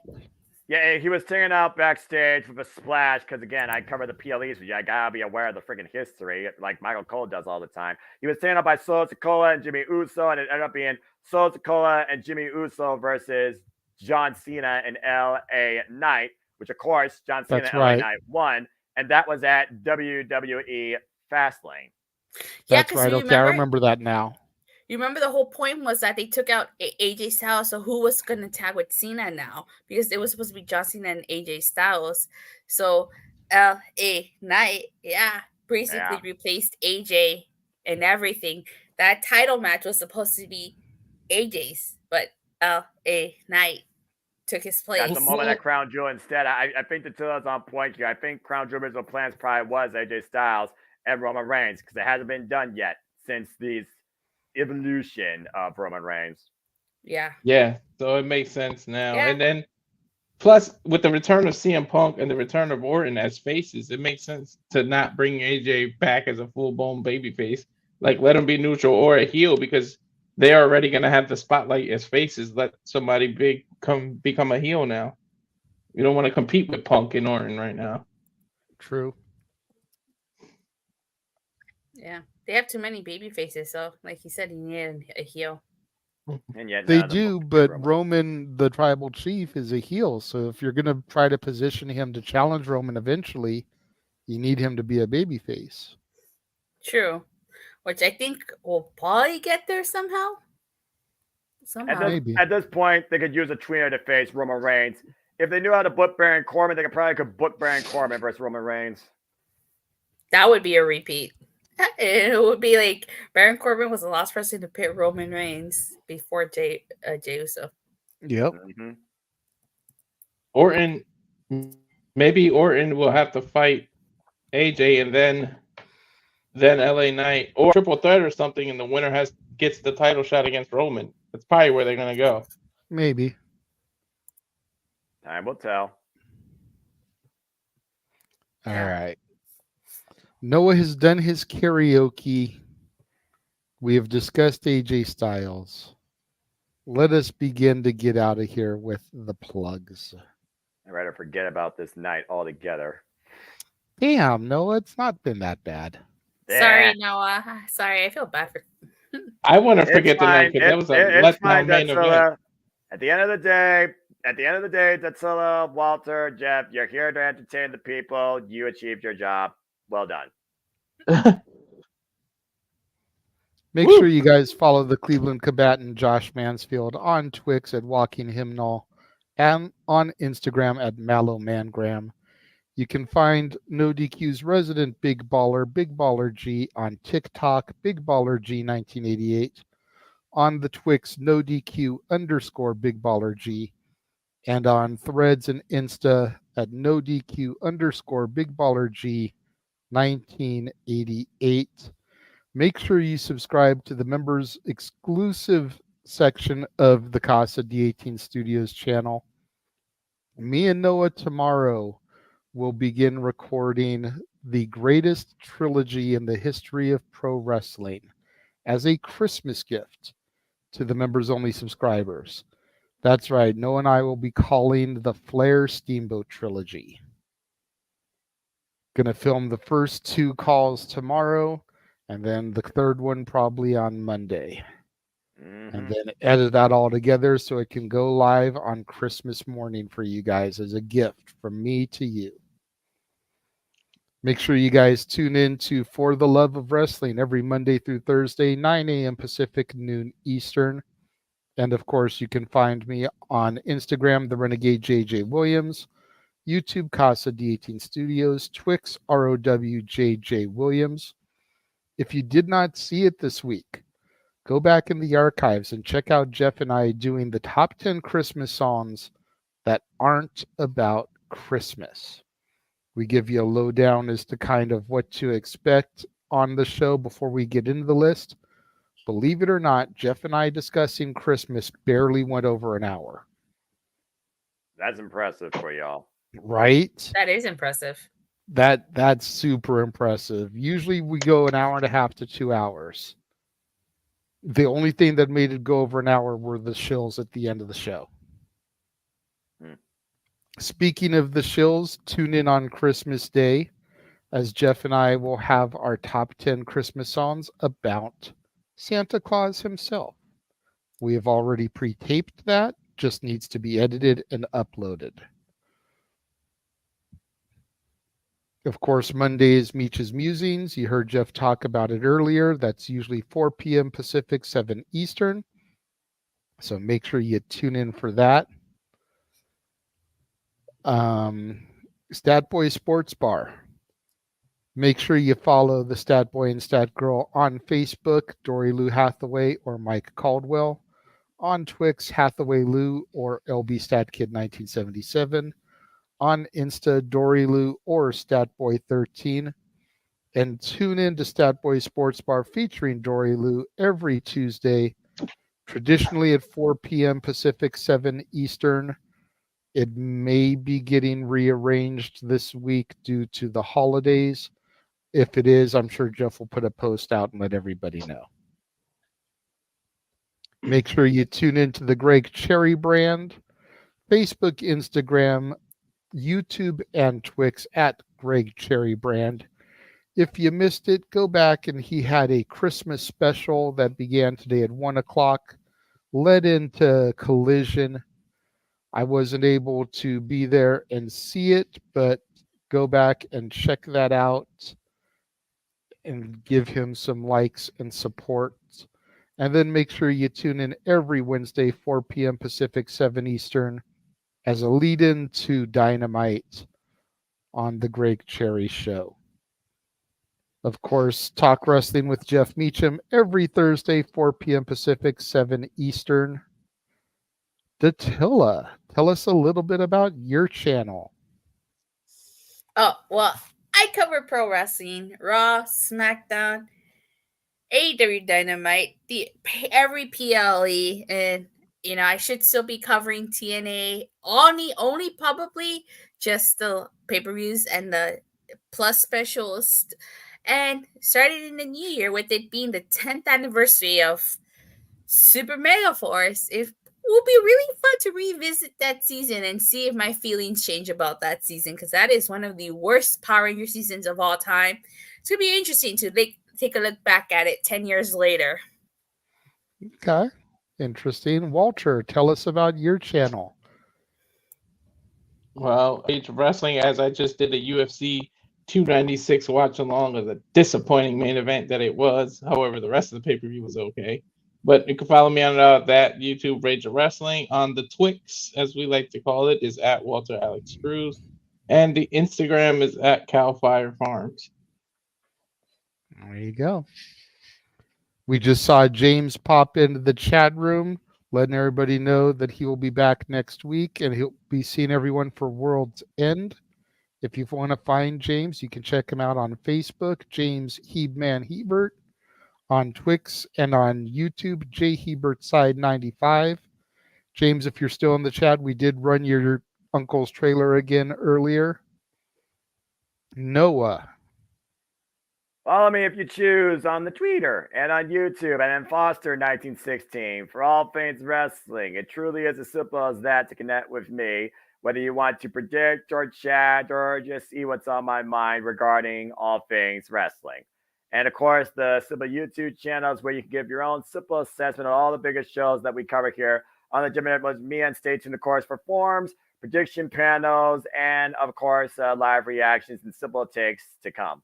As 2023 City Predicting finishes out with the AEW League, all other leagues have concluded. Stay tuned for the final scores for Ring of Honor and NXT posted on my YouTube and the Twitter at nfoster1916. Might rebrand the channel a little bit, change up a little bit, refresh it a little bit, make it even more simple, because as far as I'm concerned, the Simple Man brand is strictly something simply dedicated by, for, and as going forward, created by me in conjunction with Casting Studios and the JMN Multiverse of Media. But I appreciate all of James for everything he's done too with FTW. So stay tuned. There's also a year-end ATW special where we approve what we look at this year in 2023 and look towards the future 2024. Probably our longest episode of the day. Me and the ATW crew getting together. So this week's going to be pretty simple for the channel. There ain't nothing going up. Next week, though, stay tuned. Yeah. And then come the first week of January, We's going to die. But before We's going to die, we have to get to the end of the year, where, of course, we're hoping to make Noah, That's What I Call Music. Now that's what I call open mic night. Noah, That's What I Call slow jams. And Noah, That's What I Call Disney, all a reality. For you, our fans' pleasure to purchase. And then, of course, next week, the second annual open mic night, eve of Christmas Eve, karaoke extravaganza. The one that started it all 1 year ago. And since then, we've done karaoke specials, more or less quarterly, maybe not exactly on the quarter, but 4 times a year. We do wrestling themed karaoke, Christmas karaoke. Those are guaranteed every year now. And then we usually throw in a couple other random themes throughout the year, much to Noah's dismay and chagrin. Damn it. Which one are you looking forward to most next year, Noah? Legitimately, don't use your pen to try to flashy thingy me here, Agent J. Are you looking forward to the beach party or the 80s karaoke? At least the 80s I could tolerate because I'm a fan of neon, synthwave, and pop music. So if anything, 1% enthusiasm, I'll give you the 80s just because of that. A's and Synthwave forever. There you go. So that will just about wrap it up for us here this evening. I want to make sure to thank Jeff for popping in and joining us, if even ever so briefly. Want to thank Datilla and Walter for popping in when they were able to. Noah for riding with me throughout the entire crazy thing, morphing into Agent N, doing Men in Black. We had a fantastic call earlier, WrestleMania 7, to get us ready for the road to 40. Tomorrow, looking forward to doing WrestleMania 8. And then, of course, the first two matches in the Flair Steamboat trilogy, as we said. Arlene says for 80s night, you have to do I Wear My Sunglasses at Night. Non-copyright, damn Well, it. you know the deal, Arlene. You super chat enough and you get to pick who sings and what they sing. So just make sure you save enough for 80s karaoke night and you can call on Noah to sing that song and you can make it happen. Datilla gets her friggin' reality. Damn it. You'll be Noah Hart. Dadgummit. So thank you again to everyone for joining us. And until next week, open mic night, we will catch you guys later. Have a good night, folks. I didn't have to do the closer. Catch you later, alligators. See ya. See you next week for Open Mic Night, episode 99.